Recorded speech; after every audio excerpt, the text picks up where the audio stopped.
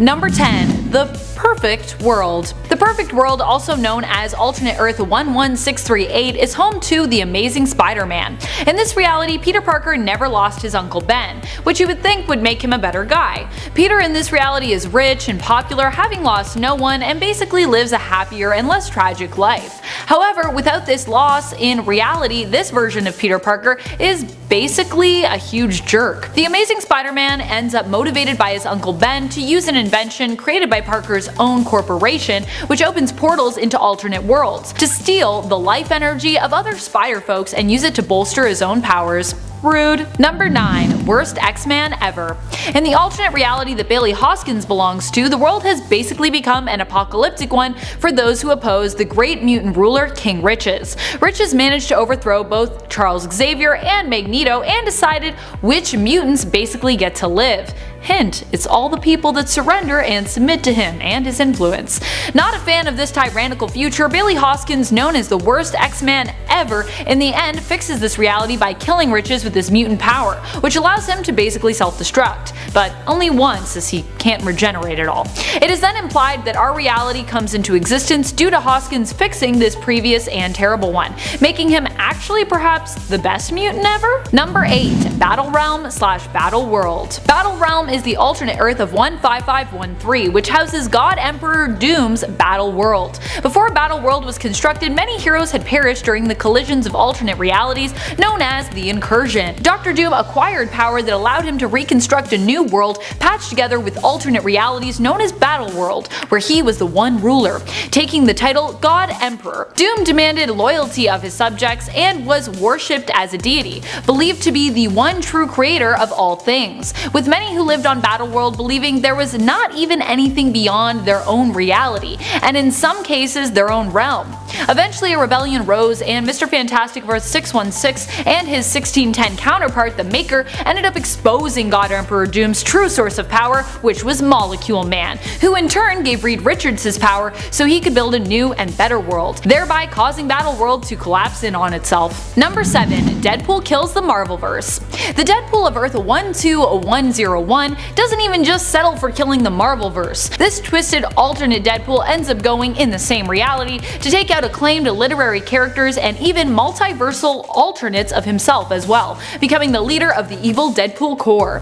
Due to Deadpool being so annoying, the other heroes lock him up in an effort to have him treated for his mental illness. Little do they know, the man treating him is actually Psycho Man, a villain who attempts to manipulate his patients, brainwashing them so he can use them for his own machinations. When he attempts to do this to Deadpool, however, because his mind is already so warped, something goes wrong. He cures Deadpool of the voices inside his mind, but instead, Deadpool gets a new voice in their stead, one that convinces him to kill the Marvelverse heroes and villains of his Earth. This series is not just dark for the concept, but can also be considered dark for how violent it is. Number 6. Deadpool kills the Marvelverse again. Speaking of Deadpool killing the Marvelverse, he does it again! Although this time around, it's a new alternate reality with a new alternate version of Deadpool. At least, that's what we're led to believe. Although for both series, we do have the same creative team with both Cullen Bunn and Dalibor Talajic working on both Deadpool Kills the Marvelverse and Deadpool Kills the Marvelverse Again. Cullen Bunn has actually been the mastermind behind both Killustrated and Deadpool Kills Deadpool as well. In Deadpool Kills the Marvelverse Again, this alternate version of Deadpool has an even darker story, being brainwashed by villains into becoming their hitman, taking out heroes while having fantasies of going on fun adventures with them. It's pretty messed up. In the end, Deadpool realizes what has really been going on, but only after he has killed the heroes. He then decides to take revenge on the villains, killing them thereafter. Number 5. Punisher kills the Marvelverse. If you thought Punisher's life wasn't tragic enough, the alternate Punisher of Earth 95126 ends up planning to take out the entire Marvel Universe after his family is killed once more due to being in the wrong place at the wrong time. This time they are civilian casualties in a superhero battle between the Avengers, Skrulls, and X-Men. Blaming the heroic and villainous communities alike, Punisher plots to take out basically all the main characters of Marvel, be they good or evil, directly involved in his family's death or not. Realizing that he himself had become a vigilante in his own way, he finishes the story by taking his own life. Number 4. Earth 51412. We only know one main character from this timeline, and he dies shortly after us meeting him, but his story is still one of my favorite scary Spider-Man alternate stories. Earth 51412 is the home of Patton Parnell, one of the spider totems. Like Peter Parker, Patton is bitten by a radioactive spider, which turns him into a horrific version of Spider-Man, one that craves the flesh of other beings. Patton's story, you see, is not as heroic as his 616 counterpart. Instead, Patton, who is mistreated by his Uncle Ted and is teased by other kids at school, but pines for his own version of MJ, the girl next door, ends up turning those that teased him into victims as he literally becomes a Spider-Man. That is to say, a man spider. He also lays eggs inside his Uncle Ted, which is really something else. This Spider-Verse story is giving the Zombieverse a run for their money with this entire horror show. Number 3. Kobik's Timeline. In Kobik's timeline, Captain America became a Hydra agent after becoming captured and brainwashed by Hydra when he was just a child. As a young man and Hydra agent, he was then planted in the States, acting as a long-time sleeper agent, working to infiltrate the United States of America. He became Captain America just like in the Earth 616 continuity, but instead was now a double agent, working for the Axis forces. Eventually, he revealed his true nature and overthrew the United States government, becoming Hydra Supreme. Fortunately, when the real Captain America, whose true self had been stored in the Cosmic Cube, re-emerged, he was able to defeat this evil version of himself and save the world from existing permanently in this timeline. Whew. Number 2. Last Gun on Earth. The reality of Earth 11080 has a bit of a Marvel Zombieverse feel, but this time around we have at least one person who is immune to the virus that is spreading and infecting the entire world, including our hero population. Oh no. Punisher is the only one immune, and in the end it's up to him to save those still uninfected and fight off all the infected heroes and villains. This alternate Earth also gives us the stories of Marvel Universe versus Wolverine, where Wolverine is actually forced to take out his own infected X-Men teammates, and Marvel Universe versus the Avengers, where the Avengers are forced to team up with Doctor Doom, who then betrays them, which is kind of expected, really, leaving Punisher as the last gun to defend the last of Earth's survivors in Marvel Universe vs. Punisher, which was actually the first series to come out sequentially, inspiring the others to be written as prequels. Number 1. Ruins. In my part 1 we talked a bit about the Zombieverse. Like the Zombieverse, Ruins is an interesting alternate reality for me. It's squeegee. I both admire how crazy and dark it is and also dislike it somewhat, because it just makes me uncomfortable. But also that's kind of the point of Ruins. In this reality, basically every superpower is kind of a curse. It examines superpowers and their side effects as though they were real, and follows a reporter who travels the states documenting the horrific cases of heroes. Not all heroes are actually superpowered in this reality either. Dr. Donald Blake is a cult leader who believed he is Thor after suffering from an addiction to hallucinogens. Emma Frost runs the Church of the Next Generation, where she encourages her followers to allow her to adopt their children, giving them non-essential surgeries in an attempt to help them tap into their psychic potential.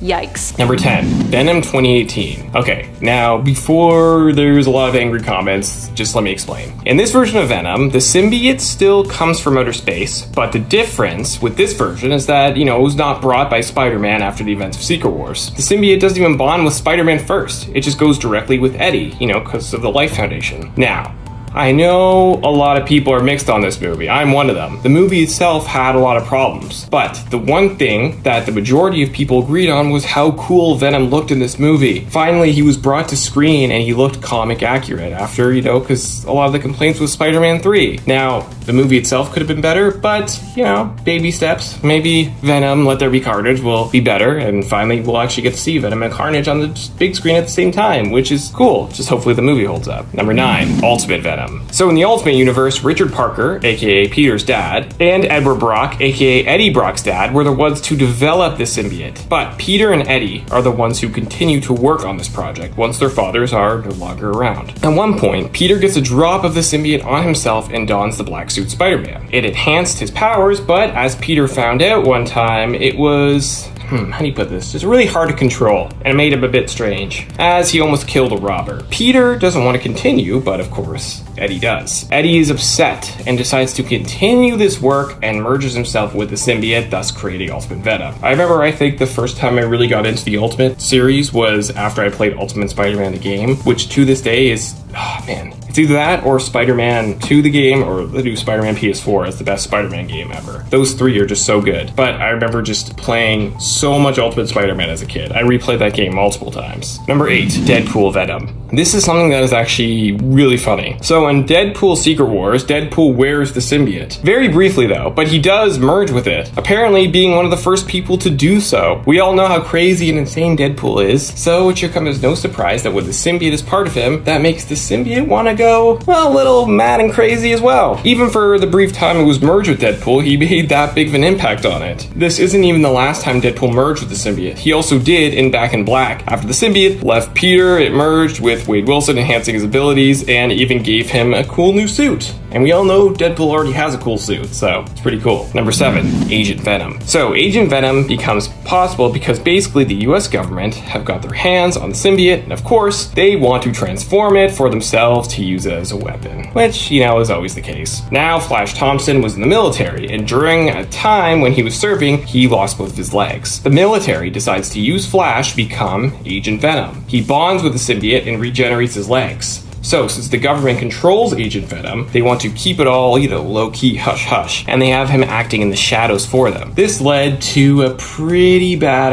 Venom outfit, and a lot of people really want to see Agent Venom be adapted on the screen one day, and think it'd be a nice change of pace since Eddie Brock has been the main point in the movie so far. Have Flash Thompson do it. Hey, come on, he's established, we could make it happen. Number 6, T-Rex Venom. So yes, there has even been a T-Rex Venom. That just blows my mind. This was all in the comic series Old Man Logan, which, the movie Logan was based off of, slightly. So although we didn't see this in the actual film, the Old Man Logan comic series, which, as I just mentioned, it is adapted from, had dinosaurs that appeared from the Savage Land. I mean, that's pretty nuts. And to make things even crazier, a T-Rex has the symbiote and is after Logan. I don't know about you guys, but I'd definitely love to see T-Rex Venom on the big screen. Imagine him fighting Hugh Jackman's Wolverine. God, that would have been amazing. But probably impossible now. But I mean, a fan can dream, right? Number 5, She-Venom. So She-Venom was introduced in the comics when Eddie Brock married Anne. Now, Anne doesn't become She-Venom until they end the marriage. As it turns out, Anne gets shot, and when Eddie hears about this, he still wants to help her and not have her killed. So he does the only logical thing. He lets her bond with the symbiote. It bonds with Anne, but it doesn't go as expected and actually turns her quite violent to the point where she attacks the people that injured her. Eddie doesn't want Anne to turn evil and he takes the symbiote back. They even introduced her in the 2018 film with Michelle Williams taking on the role of Anne, and we actually got to see her as She-Venom, which we know was a pretty cool moment. But yeah, I mean, they're few and far between. Number 4, Venom Thor. Thor has had a variety of different versions of himself throughout the years, but there has even been a version of Venom Thor. So in the comic series What If, they play a scenario up of the symbiote being able to take over any superhero and even successfully taking over Spider-Man. It even took over the body of Hulk in that series. Hulk ends up fighting Thor, and well, the symbiote transfers over to Thor. He is able to defeat it and detach it from his body, but it was cool to see them, merge together, even if it was for a short time. I mean, seeing Venom look kind of like Thor was interesting, but it was pretty cool. Number 3, Punisher Venom. This is another iteration from the comic series What If, and in this version of Venom, we saw the dark combination of the symbiote merging with Frank Castle. Yes, if you ever thought about the symbiote merging with the Punisher, you got a glimpse of that in this series with the creation of Punisher Venom. This duo became very dangerous, with the symbiote even being able to create a gun without running out of bullets. Number 2, Hulk Venom. So in the comic series What If, the symbiote attaches to a new host, the Hulk. It's able to take over the Hulk and even make him more powerful than ever before. Being as unpredictable as Hulk can be in general, having the Hulk merged with the symbiote creates a deadly combination. Now, in the series, it wasn't on Hulk for a long duration, but still the fact that we got to witness the two of them bond together was really cool, and also very, very scary. Number 1, Red Hulk Ghost Rider Venom. So this is quite the different version of Venom that we have ever seen, quite frankly. In this version, we get a combination of Red Hulk, Ghost Rider, and of course, Venom, aka Agent Venom at this point. Now, X-23 is in this storyline as well, but isn't part of the merge. Now, you might ask yourself, how did this even happen? Well, it turns out Blackheart, aka Mephisto's son, is trying to merge Hell with Earth. So, in the battle, the only way that they can try and match Blackheart's power is to merge together. So Red Hulk and Ghost Rider merge with the symbiote, creating this ultimate force that is able to become strong enough to defeat Blackheart and his evil plans. I mean, that would be something to see on the big screen. If they, especially in the MCU, if they get Red Hulk and Venom and, oh god, Ghost Rider, that'd be insane. Number 10, Sandman. Sandman has always had a kind of tragic story. He was a criminal who was in the wrong place at the wrong time, and due to radioactive exposure was granted his sand shape-shifting abilities. He hasn't always been a villain, and sometimes strives to become a sort of hero, though he usually ends up becoming a criminal once more in the end, tragically. He even has been known to be a sometimes friend of the Fantastic Four's Ben Grimm, aka The Thing, and Spider-Man. One dark story involving Sandman took place during one of the many times he fought Spider-Man. Spider-Man usually had creative and sometimes twisted methods when it came to how he chose to defeat Sandman. He vacuumed Sandman up at one point, tossed him into a wind turbine, and he's even set him on fire. But Spider-Man also at one point exposed Sandman to an experimental chemical substance, which caused Sandman to become insane and also caused him to become severely dirty, as dust and garbage and debris became attracted to him and entangled within him. The worst part of this was when Sandman pleaded with Spider-Man to fix him as his mental state continued to worsen and deteriorate. And initially, Spider-Man was actually a jerk and refused to help. Pretty messed up. Number 9, Vermin. Vermin was a Spider-Man villain who really only became such because of previously being abused by others throughout his life. Edward Whalen, as a young boy, was severely mistreated by his father and ended up running away because of this. He then ran into Baron Zemo and Arnim Zola and became the victim of their experiments, which transformed him into a rat-like humanoid creature. They sent Vermin on a mission to eliminate their enemy, Captain America. This conflict eventually led him to be apprehended later on by both Captain America and Spider-Man, who ran into Vermin in New York City. Vermin would also become the prey of Kraven during his last hunt, and from there would end up becoming allies with Spider-Man actually. Number 8, Hammerhead. Hammerhead has a pretty dark origin story in comparison to some other villains. He and his family had left the Soviet Union when he was young, and he grew up claiming to be Italian instead of Russian, even preferring to speak Italian in his family's home. However, this would anger his father and would prompt him to beat his son with a hammer, scarring up the young boy's head. That's pretty messed up. In the end, Hammerhead managed to work his way into the Italian mob and would also end up beating Spider-Man in a fight. He was given both cybernetic enhancements, including a partial adamantium skeleton, and had his strength level increased by Mr. Negative. He also has been known to work with Black Cat when she is walking on the more villainous, criminal, and organized crime side of things. Hammerhead would also get revenge on his father, killing him with a large hammer. His origin could have possibly served to inspire the Daredevil Netflix series Origins for Wilson Fisk, who also killed his father with the hammer. Number 7, Mindworm. Mindworm might not have been a major Spider-Man villain, but that doesn't mean that his story wasn't super dark and tragic. Mindworm was William Turner, a mutant with powerful psionic powers who was kinda like a mental energy vampire, not to be confused with Will Turner from Pirates of the Caribbean. William needed to feed on others' mental energy or he'd actually die. As a child, he accidentally killed his mother in front of his father, draining her mental energy completely. His father went into shock and died as a result of witnessing this. William would then be raised in an orphanage, studying passionately and known for his intelligence. As an adult, he fed off of his neighbor's mental energy, taking a little from each person in his area, but not enough to kill anyone. Unfortunately, Spider-Man was one of his neighbors and sensed what Mindworm was doing. Misunderstanding that William's psychic attack was for evil purposes, Spider-Man fought Mindworm and handed him over to the police. Later on, the two enemies would actually become friends. However, Mindworm would also later on once again relapse, becoming a criminal, as well as becoming severely mentally ill, in addition to being homeless. This all culminated into prompting Mindworm to give up when he was being attacked by a street gang and allow himself to be killed. So sad. Poor Mindworm. Number 6. Hobgoblin. There has been more than one Hobgoblin over the years, but many of them have proven to be quite dark villains. Roderick Kingsley as the Hobgoblin would be the one responsible for the creation or transformation of Peter Parker's friend and Betty Grant's husband, Ned Leeds, into another version of that villain. Ned Leeds was brainwashed by the Hobgoblin and convinced to commit criminal acts, even sometimes believing that he himself was actually Roderick Kingsley, the Hobgoblin, causing him to behave extremely villainously, adopting the Hobgoblin persona for himself. When Ned Leeds was murdered, it was because Kingsley had leaked the true identity of Hobgoblin as being Leeds, causing him to be targeted and killed by the Foreigner.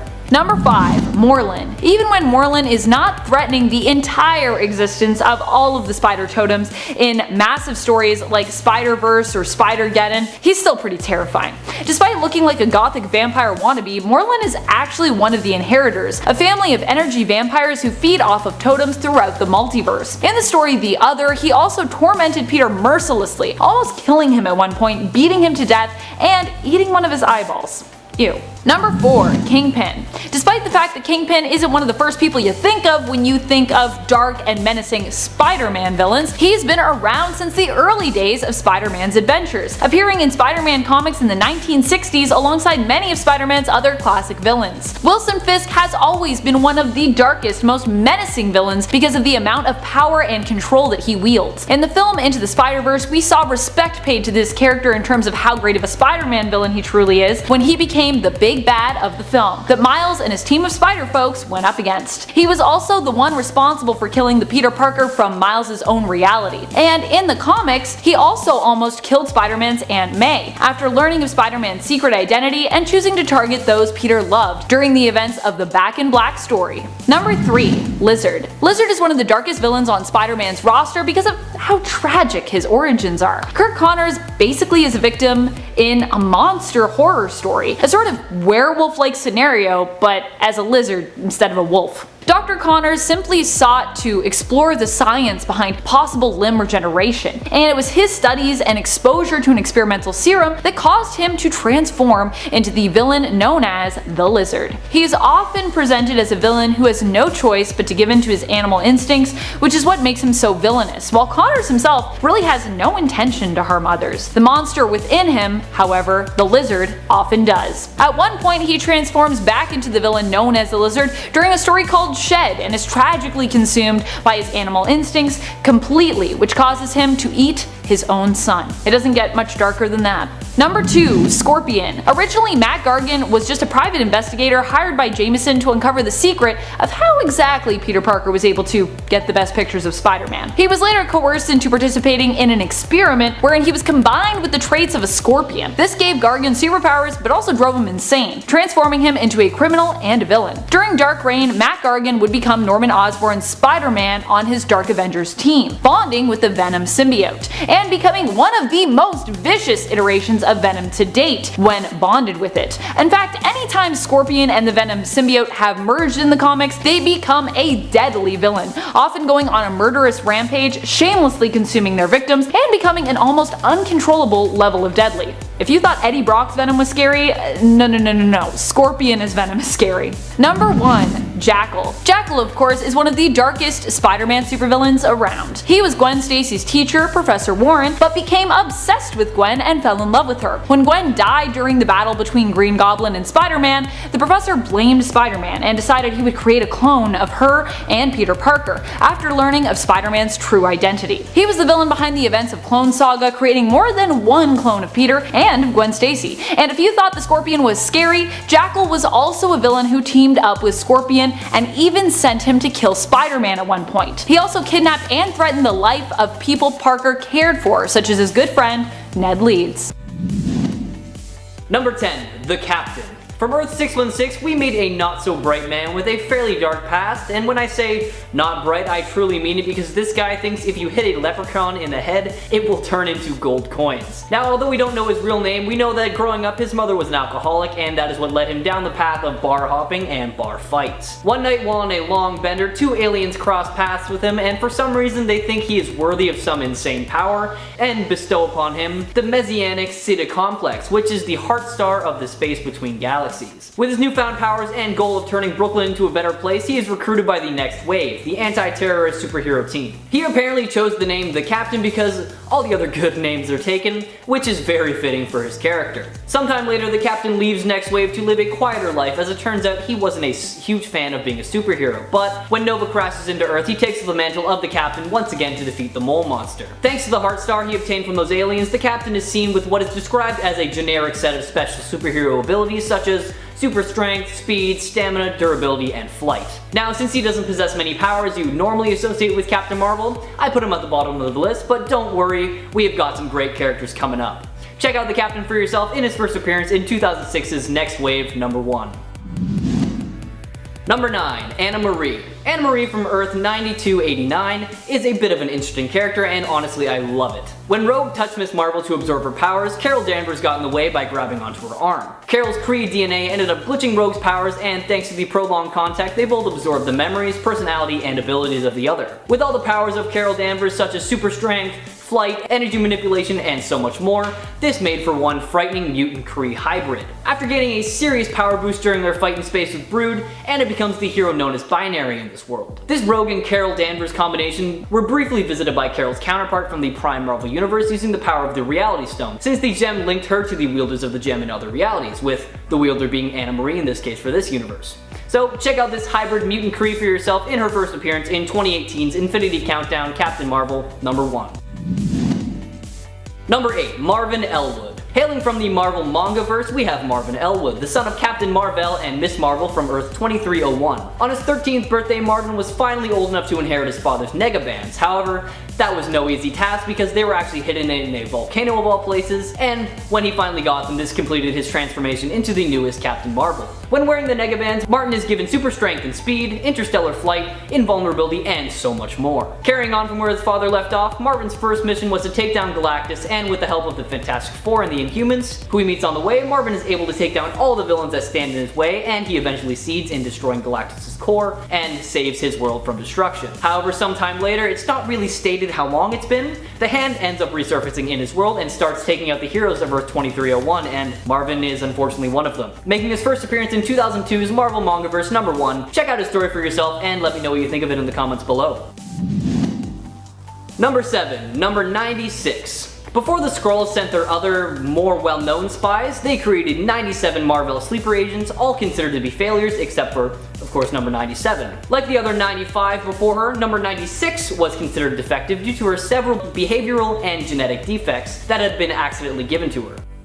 Even though she is defective, number 96 still possesses these Skrull shape-shifting powers that allow her to transform into basically anything and take on their powers thanks to their unstable molecular structure. After the Skrull invasion on Earth, Mystique accidentally found the warehouse where all the defects were being stored and decided to bring 96 out of her coma so she could manipulate her into killing countless people. Mystique did this by disguising herself as Carol Danvers, which allowed the Marvel clone number 96 to immediately trust her. After a while, 96 came to the realization that she was being manipulated, and this made her go a little bit crazy, and she beat Mystique into a coma. Due to these unstable emotions, she began to overload with radioactive energy, which caused her to detonate like a huge atomic bomb. But thankfully, the real Carol Danvers was able to swoop in and absorb the blast, so there wasn't too much damage done. Check out number 96 for yourself in her first appearance in 2010's Miss Marvel Volume 2, number 48. Number 6. Monica Rambeau. From our familiar Earth 616, we have Monica Rambeau, the current Spectrum. However, before her time as the new hero, she was known as Captain Marvel. She was once a lieutenant in the New Orleans Harbor Patrol. However, fate came upon her one day when she gained superpowers after being bombarded by extra-dimensional energy that was produced by an energy disruptor weapon created by a criminal scientist. Now classified as an alpha-level threat, she uses her newfound energy form to create energy blast, alter her appearance, fly, and so much more. Given the name Captain Marvel by the media, she befriended many superpowered folks early on and actually served as an Avenger for a period of time, becoming its leader at one point. However, she was forced to step down from the group after many injuries. Out of respect for Gina Spell, who we will talk about a little bit later, who is the son of the original Captain Marvel, she changed her name to Photon so that he could take up the mantle and carry on his father's legacy. Fast forward a little bit past her time with the Mighty Avengers, we see Monica, now known as Spectrum, join the newly formed Ultimates. However, after the second superhuman civil war, the team was disbanded by the government because because of the way they dealt with conflict. They did later reassemble though to investigate Eternity at the request of Galactus, and eventually the team was combined into Alpha Flight, and they're working to this day to keep people safe. If you want to know more about Monica's origin story, check her out in her first appearance in 1982's Amazing Spider-Man Annual number 16. Number 5. Captain Mar-Vell. Hailing from Earth 1610, or better known as the Ultimate Marvel Universe, we have Geheneris Halasun Mar-Vell, the Ultimate Captain Marvel. As a member of the Kree race, he underwent massive nanosurgery to appear human, going undercover as the physicist Dr. Philip Lawson to investigate the human race. Growing fond of humans, Vell joined S.H.I.E.L.D.'s ACES program to speed up humanity's progress to the stars. Thanks to his cyber surgery, Vell is able to change between his original form and human forms, and he can actually be changed out of this against his will into his original form if the cybernetics are tampered with in some way, but this issue can be resolved by itself with time, or he can resolve it. It just depends on how bad it is. Well, in his battlesuit, like the other Captain Marvels, Vell is capable of flight and can create energy shields when needed. Now, like many of the alternate Captain Marvels, he doesn't stick around for too long, as during the launch of a space mission in Cape Canaveral, Mar-Vell received information that part of the Galactus swarm had arrived on Earth. He fought the swarm in Bermuda and found himself allied with the Silver Surfer and Nova. When Galactus targeted the Kree homeworld Hala, Captain Mar-Vell fought the creature until he was grievously injured by the swarm. He died of his injuries on Hala and has not been revived or seen since. Check him out in his first appearance in 2005's Ultimate Secret number 1, and let me know what you think of the character in the comments below. Number 4. Novar, or Marvel Boy. A member of the Kree race in an alternate reality, Novar is the son of Captain Glory and Star Splendor. His DNA is actually interesting and adds a weird layer to his character because it was altered with cockroach genes to include some insect properties like wall crawling and super hearing thanks to a membrane that covers his skin. With the powers you would expect from the Kree race such as super strength, speed, agility, and durability, Var was also injected with nanobots, allowing him to extend his fingernails and create bombs out of them. As a member of the 18th Kree Diplomatic Gestalt and the Young Avengers, we have seen Var go up against some terrifying villains across the galaxy, such as some major Skrull impersonators and Kang the Conqueror. In his most recent appearance, the Guardians of the Galaxy recruited Marvel Boy in order to stop the mad gods known as the Olympians. Together they decided their best hope was to use his pocket battlefield to destroy Olympus' engine. Nova and Phyla Vell would distract Zeus, while Moondragon would hide their presence to accomplish this. However, Artemis and Hermes discovered them, derailing their plans. When Hermes attacked Moondragon, Marvel Boy incapacitated to distract the god, and now we're kind of waiting to see what happens next. But in the meantime, why not familiarize yourself with Marvel Boy, starting with his first appearance in 2000's Marvel Boy Volume 2, number 1.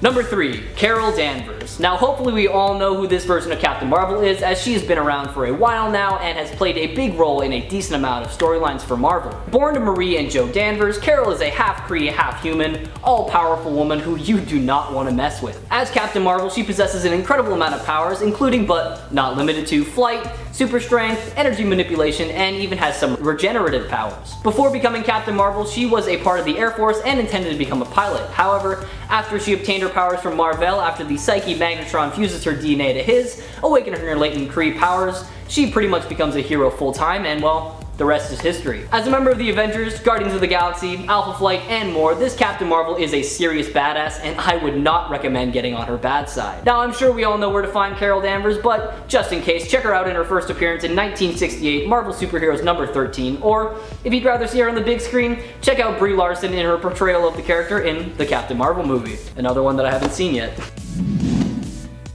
Number 2. Phyla Vell. The daughter of Mar-Vell and brother to Genus Vell, Phyla Vell is an insanely powerful being. Having previously destroyed and recreated the universe, she was the second artificially created offspring of Captain Mar-Vell, was created by her mother Elysius in the new universe because her first attempt, Genus Vell, had been so successful. Thanks to her Kree/eternal hybrid physiology, she possesses superhuman levels of strength, speed, and endurance, and on top of that, she has vast cosmic awareness and is able to manipulate the quantum zone force to do basically whatever she wants. Throughout her run in the Marvel Universe, she has been seen fighting in conflict with some ridiculously powerful beings such as Annihilus, and even her own brother Genus Vell when he went insane and she tried to take over the mantle of Captain Marvel. Later on, we see her join Star-Lord's new Guardians of the Galaxy alongside Marvel Boy, Moondragon, and Rocket Raccoon, where she eventually agrees to become the new avatar of Oblivion. Now known as Martyr, she was much more aggressive than ever before, and unfortunately, that led to a bunch of events that made up her death. In her final moments, she heads towards the cocoon expecting Magus to be inside. However, before her very eyes, a resurrected Thanos emerges from it, killing her and sending her off to hell. Now, if you're interested in this character, check her out in her first appearance in 2004's Captain Marvel Volume 5, number 16.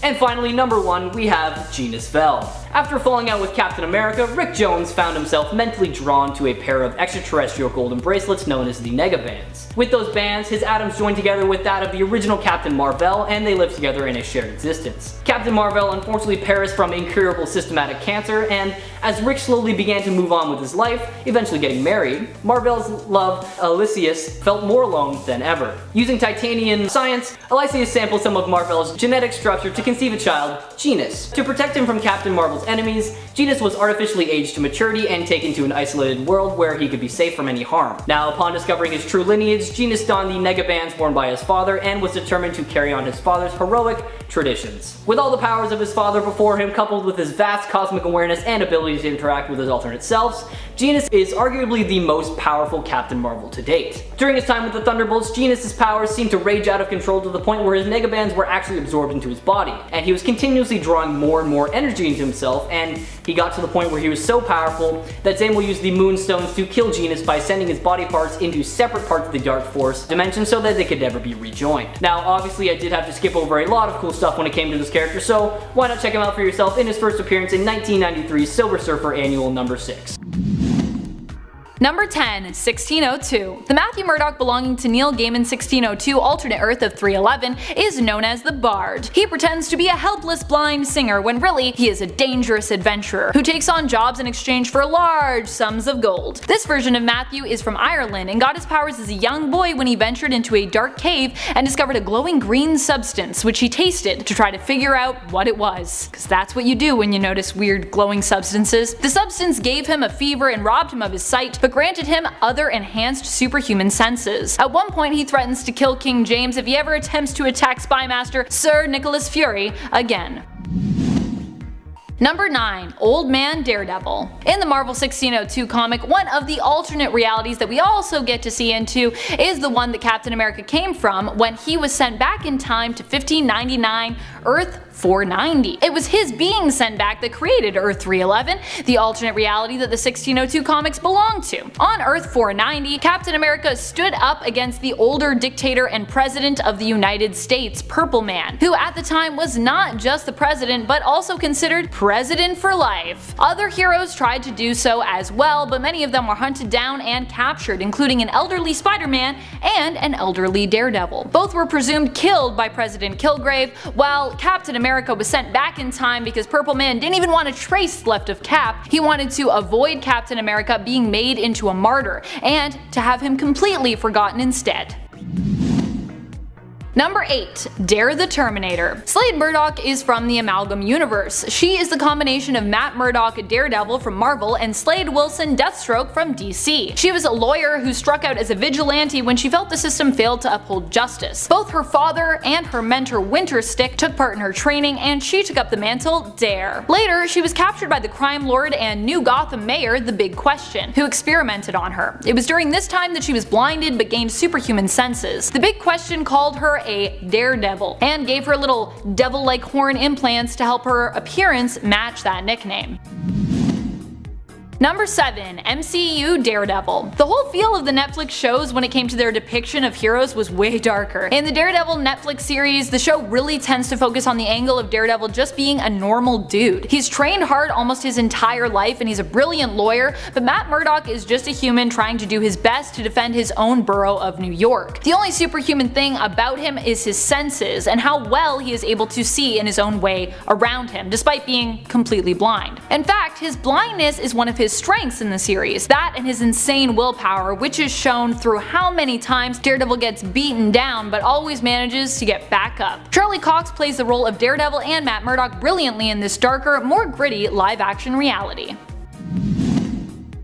Number 6, Exiles. In the 2001 run of Exiles, we meet the Daredevil of Earth 181. We learn that this version of Matt Murdock for some reason works for Wilson Fisk as a hitman. After his adventures with the multiversal Weapon X team, Daredevil ends up being imprisoned in a crystal palace. After being freed though, he ends up back on his own Earth, where we get to see him gleefully return to working for the Kingpin, beating his target bloody in an alley. Wow, that's dark. Number 5. Undead Daredevil. This version of Daredevil comes to us from Earth 666. In this reality, everyone is undead. Here, Daredevil is part of the Undead Avengers, which is led by Brother Voodoo. He offers Captain Britain some blood of an innocent youth in the first few panels of his existence. Braddock, of course, politely refuses that offer. We don't know much about this version of Daredevil as he's only appeared in a few issues of 2010's Secret Avengers, but he looks and seems initially super dark. He himself actually seems to be some kind of demon or devil based on both his appearance and his behavior.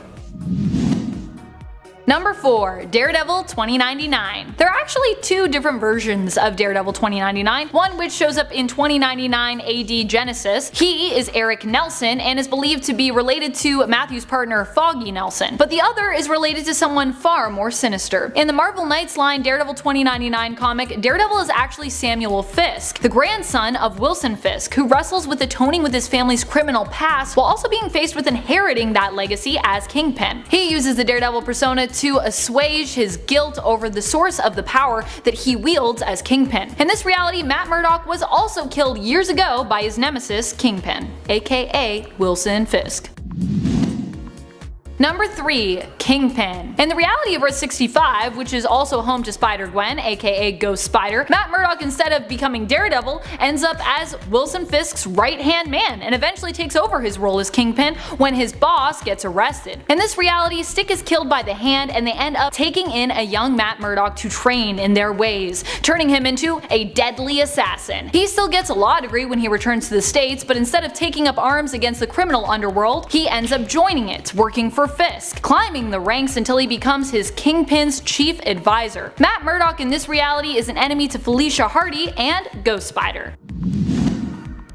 Number 2. Keeper Murdock. This version of Matthew Murdock is from Age of Apocalypse. Apocalypse took over Earth when Matt was just a child. He was put to work on Apocalypse Island and during his time there saved another human from a falling barrel of toxic waste. This toxic waste ended up granting him the superhuman senses we know him for, but Matt only suspected that the accident was responsible for blinding him, because this all happened around the time that he joined up to be part of the Upstart program, which gave him cybernetic enhancements. Ergo, he thought his abilities were granted to him by his enhancements, and by Mikhail Rasputin, one of Apocalypse's horsemen. As such, Murdock became Rasputin's loyal and obedient servant. After he experienced a fraction of the world's suffering through making physical contact with the mutant empath, Murdock would learn that his powers did not come from Rasputin, and that in fact, he had been manipulated for years into committing what were evil atrocities. Yeesh. Number 1. Daredevil. Daredevil only appeared briefly in a couple of issues. He is mentioned in Exciting X-Patrol and comes to us from the Amalgam Universe. Daredevil is known as the Man Without Life and appears to be a combination of Marvel's Daredevil, Matthew Murdock, and DC's Deadman, Boston Brand.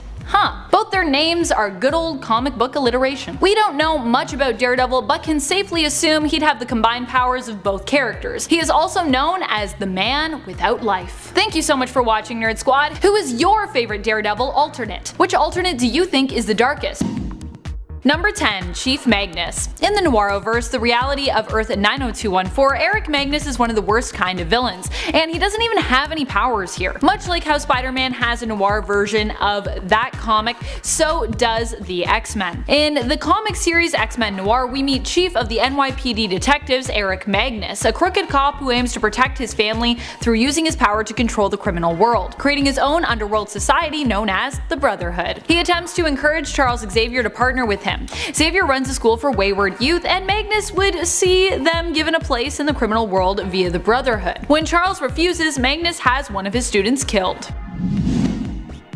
Number 9. Grand Inquisitor Enrique. Obviously, we have to talk about the dark alternate reality that is Neil Gaiman's 1602. Here, Magneto is known as Enrique, who was a young Jewish boy in Venice who was separated from his family and baptized by a priest and raised by the Catholic Church, forbidden from ever returning to his family again. He would go on to become the Grand Inquisitor, responsible for searching out, hunting down, and eliminating the witch breed, which in 1602 speak is another word for mutant. Enrique was forced to burn alive witch breed with visible mutations at the stake, despite being one himself, and really wanting to not do that.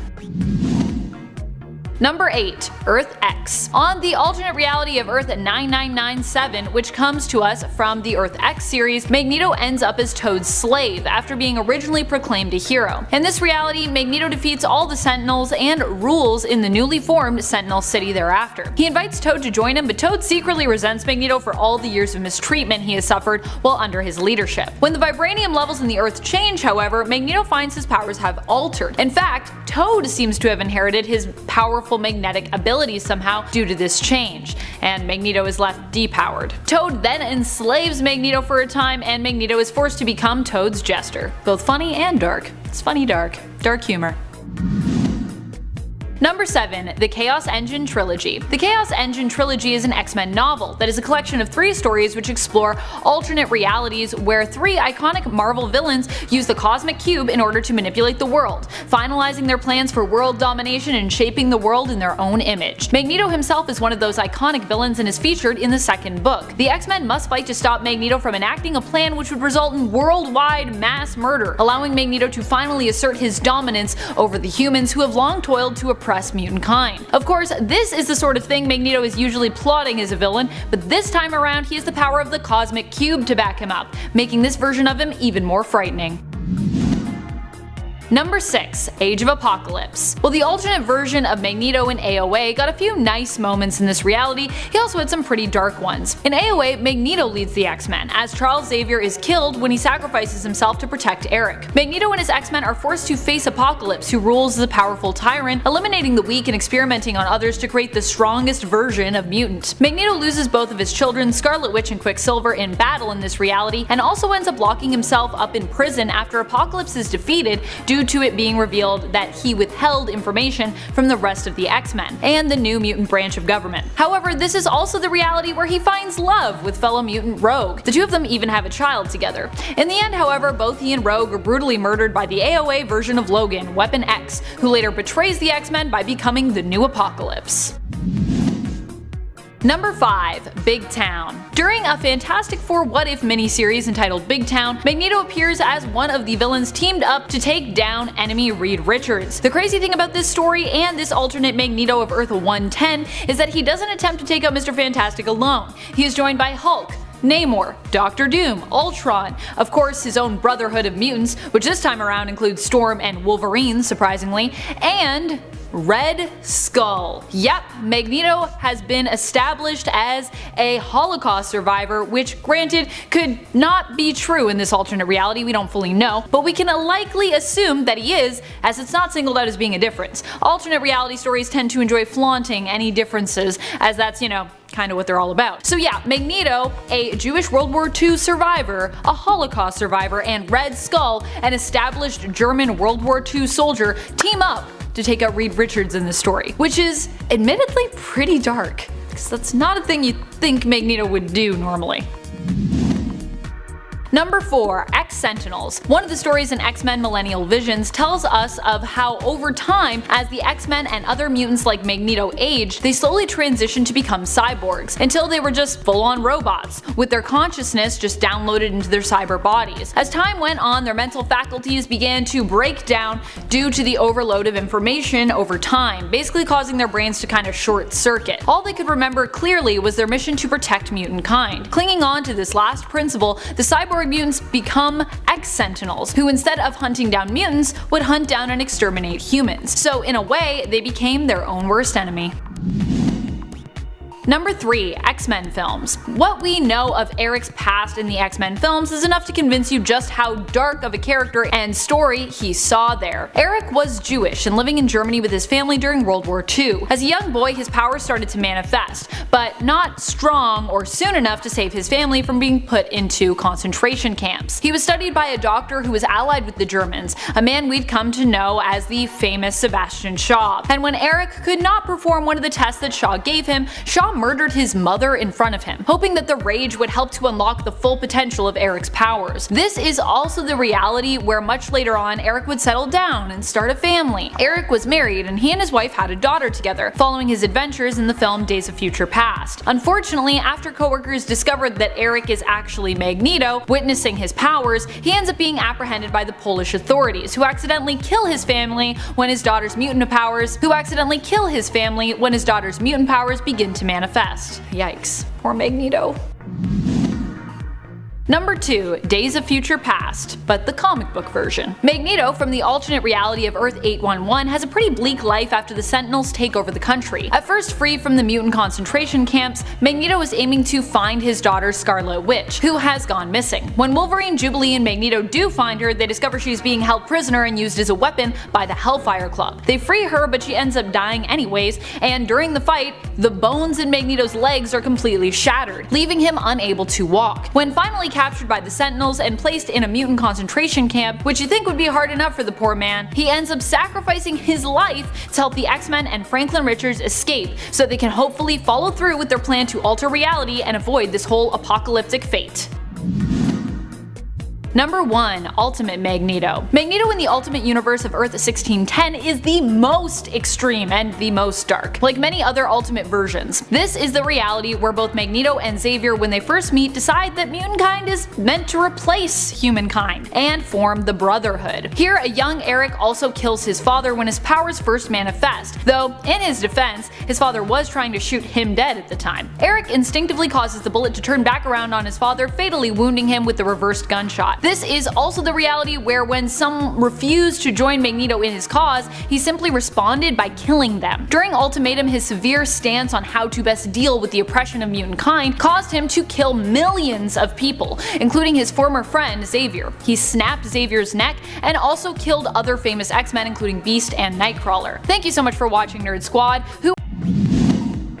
Number 10. Deadpool Dinosaur. Deadpool Dinosaur is a version of Deadpool that is a T-Rex. The main thing that indicates his Deadpool-ness is that he's wearing a Deadpool mask and is part of the evil Deadpool Corps. The evil Deadpool Corps are a group of villainous Deadpools originally led by an alternate Deadpool, Dreadpool. They aim to eliminate all Deadpools across the multiverse. Deadpool works to stop them and annihilate this villainous group in the story Deadpool Kills Deadpool with the help of his own good team of Deadpools, known simply as the Deadpool Corps. Deadpool Dinosaur is accompanied by his own Moon Boy, who looks a lot like Logan in the face, if I'm being honest. Is this just me noticing this? This version of Moon Boy also fights from Deadpool Dinosaur's saddle with a big gun. The two are basically an alternate version of Moon Boy and Devil Dinosaur, with of course some Deadpool mixed in there.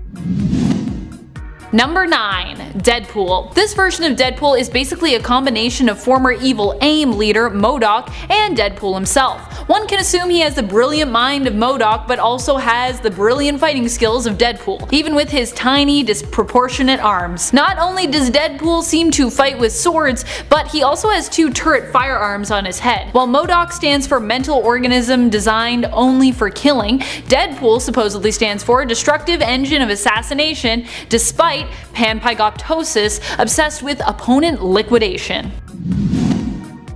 Number 8. Venompool. In a story that has continued through various what-if issues, we get to meet Venompool. Venompool is an alternate version of Deadpool from the alternate Earth of 90211. Here Deadpool ends up becoming bonded with the Venom symbiote during his time with the Beyonder, following a run-in with Peter Parker, who was bonded with the symbiote at the time. The symbiote leaves a defeated Peter Parker for Deadpool and bonds with him. Later on in his life, this is a path that leads Deadpool to end up killing all the heroes of his universe, whom he does not find attractive. He does let the attractive ones live. I guess that's something, I guess. Following a therapy session with Doc Samson, who this version of Deadpool also promptly kills thereafter, he realizes he needed to be true to who he was. This allowed Venompool to accept that who he was a massive jerk, and prompted him to use a weapon called the Retcon Expungifier to wipe out the entire universe. Basically, he's in the running for being the biggest jerk of all the Deadpool alternates. Number 7. Cesspool. We don't know that much about Cesspool. Like many of the darkest alternates of Deadpool, Cesspool was part of the evil Deadpool Corps. What we do know of him is that he has a terrifying appearance and mutation. He is completely covered in mouths with razor-sharp teeth and uses these to try and devour his opponents. Yipes! This is like something straight out of a horror movie. Number 6. Galactipool. This alternate version of Deadpool was too dark for even main continuity Deadpool himself. Galactipool shows up just as we thought the fight was coming to a close between the Deadpool Corps and the evil Deadpool Corps. Galactipool is a combination of Galactus and Deadpool, and Wade wondered where in the heck the evil Deadpool Corps even found an alternate like this Galactus pool. Fortunately, despite him likely having I guess some kind of intense cosmic power, alternate Deadpool, Lady Deadpool, manages to defeat Galactipool using the Deadpool Corps ship B. Arthur. Sadly, this was the end of B. Rest in peace, B. Number 5. Wolverine Pool. What happens when you take Deadpool and Wolverine and mix them together? You get Wolverine Pool. Wolverine Pool comes from the alternate Earth of 1946. Wolverine Pool is the ultimate Weapon X program weapon. He is a version of Wade Wilson who had adamantium bonded to his skeleton. He belonged to the evil Deadpool Corps and was killed during a fight with the non-evil Deadpool Corps. It is assumed that he of course has a healing factor, but not one strong enough to regenerate himself when reduced to just a skeleton, and likely a healing factor that was weaker than both the main continuity Wolverine and the main continuity Deadpool. Number 4. Red Tool. Red Tool is actually not from an alternate Marvel universe, but is actually from DC Comics. Oddly enough, while Marvel's Deadpool was created by Rob Liefeld and Fabian Nicieza to be a parody of DC's Deathstroke, DC then decided to themselves parody Marvel's own parody of their character, creating Red Tool, who is a parody of Deadpool. He's a parody of a parody. Still, just because we are stuck in a weird perpetuation of parody doesn't mean that Red Tool has to be a super light and fun character. Although he kind of is that too. Red Tool is dark in the fact that he only fights with tools, including power tools, making his physical conflicts also appear a lot more gruesome than his Marvel counterpart. And he doesn't have a healing factor, instead he just can't feel pain, due to having a part of his brain removed, which also makes him somehow even more disturbing of a character than Marvel's Deadpool. Pretty impressive actually. Good job, DC.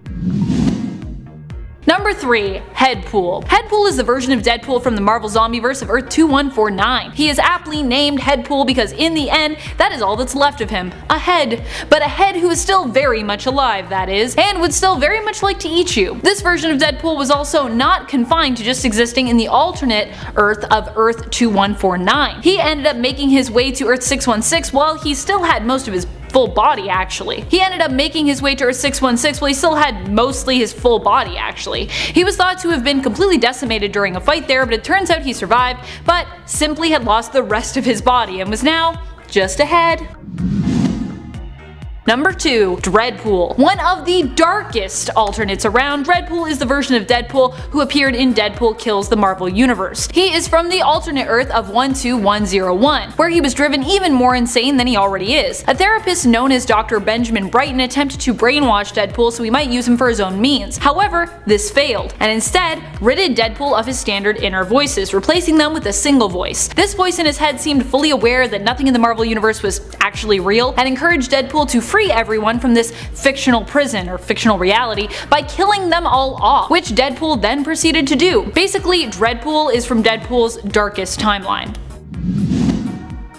Number 1. Evil Deadpool. Evil Deadpool is an alternate Deadpool from the main reality of Earth 616. He is sort of a Franken version of Deadpool who was created by the deranged and psychotic Dr. Ella Whitby. Ella Whitby accidentally helped to create him from storing bits and pieces of Deadpool's body, which had been lost throughout his life while he fought. She collected these because she was obsessed with Deadpool. She was also madly in love with Wade. Though they were stored in her fridge, they were likely part of her shrine of collectibles of Deadpool. In the end, Deadpool found these parts in her fridge and tossed them out. As they thawed in the garbage bag he disposed of them in, they came to life and rejoined together to create Evil Deadpool. A version of Deadpool that is evil and just an all-around complete jerk for the sake of being one, whose fighting skills rival the real Deadpool and who also has a backwards arm, which actually proves to be surprisingly useful in fights for him. Number 10. The Fantastic Thors. One of the more interesting aspects of Reed Richardson's intellect is that he is able to recognize the contributions other versions of himself can offer. So obviously the only logical step from there would be to form the Council of Reeds, which includes versions of himself from across the multiverse, but they aren't exactly a team. While it would be super interesting to see a full team of Mr. Fantastics, Marvel decided to go in a different direction and instead gave us the Fantastic Thors, which is exactly what it sounds like it would be. It's the Fantastic Four, but they're also all Thor. Not a whole lot is known about the origins of this mystical team, but it can be assumed that they obtained their powers in a similar way to their 616 counterparts, but how they all became Thor is the biggest mystery. This team showed up during the Secret Wars event as the members of the Thor Corps, a planet patrolling police force pretty similar to DC's Green Lantern Corps, composed of Thors scattered across the multiverse. This specific foursome of Thors actually works specifically for Doom as a special police force though. Check them out for yourself in their one-off appearance in 2015 Siege Volume 2, Number 4. Number 9, the Fantastic Five. Much to Spider-Man's dismay and constant pleading, he was never able to convince the Fantastic Four to add a fifth member. However, he did actually eventually get on the team, but whatever. Funnily enough, there have been moments throughout the team's history where they've actually allowed for the inclusion of a fifth member. A reality where this was done in an unusual way was the MC2 universe of Earth 982, which was the home to the Fantastic Five. The key and honestly really interesting element of Earth 982 was that the heroes actually aged in real time, making it possible for their children to take up their mantle. The origins of this team were parallel to their 616 counterparts until the time Spider-Man had his first kid. After sustaining some pretty terrible injuries, Reed and Sue were forced to step down from the team, leaving Johnny in charge, who took it upon himself to round out the team a little bit by adding Franklin Richards and his wife Elijah to the team. The team at its core from that point on was comprised of the Human Torch, a partially cybernetic Thing, Psylord, Miss Fantastic, and Big Brain, who is a robot that acted as a replacement for Reed.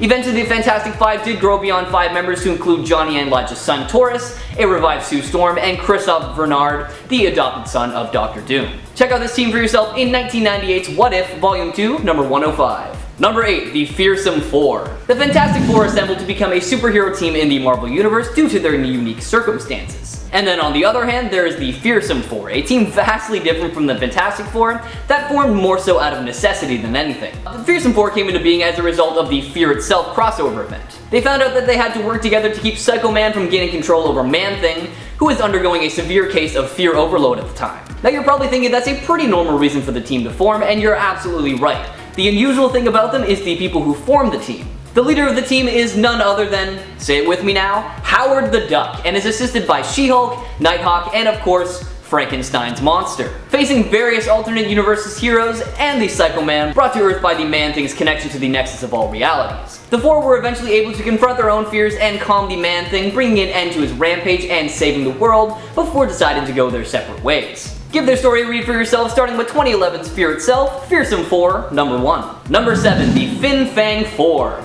While the Fantastic Four's roster has changed over the years to include the likes of She-Hulk and Spider-Man, the team has pretty much always been made of humans, or at least human-adjacent. Even across the multiverse, the various teams that call themselves some form of the Fantastic Four tend to fit into that sort of mold. Well, throw that ideology away for this iteration of the team, because then there is the Fin Fang Four, which is arguably the most ridiculous version of the team ever made. The team is made up entirely of monsters, and they are just as insane as you might expect, as they're all former enemies of the Fantastic Four on Earth 616. The team is made up of Fin Fang Foom, Electro, Gorgilla, and Googum, all shrunk down to human size. They all ended up taking jobs at the Four's Freedom Plaza, becoming window washers and cooks, but when the monster Tim Boo Ba attacked, it was up to the newly formed Fin Fang Four to defeat the monster and save the world. Don't believe that this is real? Well, I swear I am not making it up. Check it out for yourself in 2005's Marvel Monsters Fin Fang 4, Number 1. Number 6, Four from the Fantastic. Hailing from Earth 311 and appearing in the Marvel 1602 storyline, the Four from the Fantastic is comprised of Sir Reed Richards,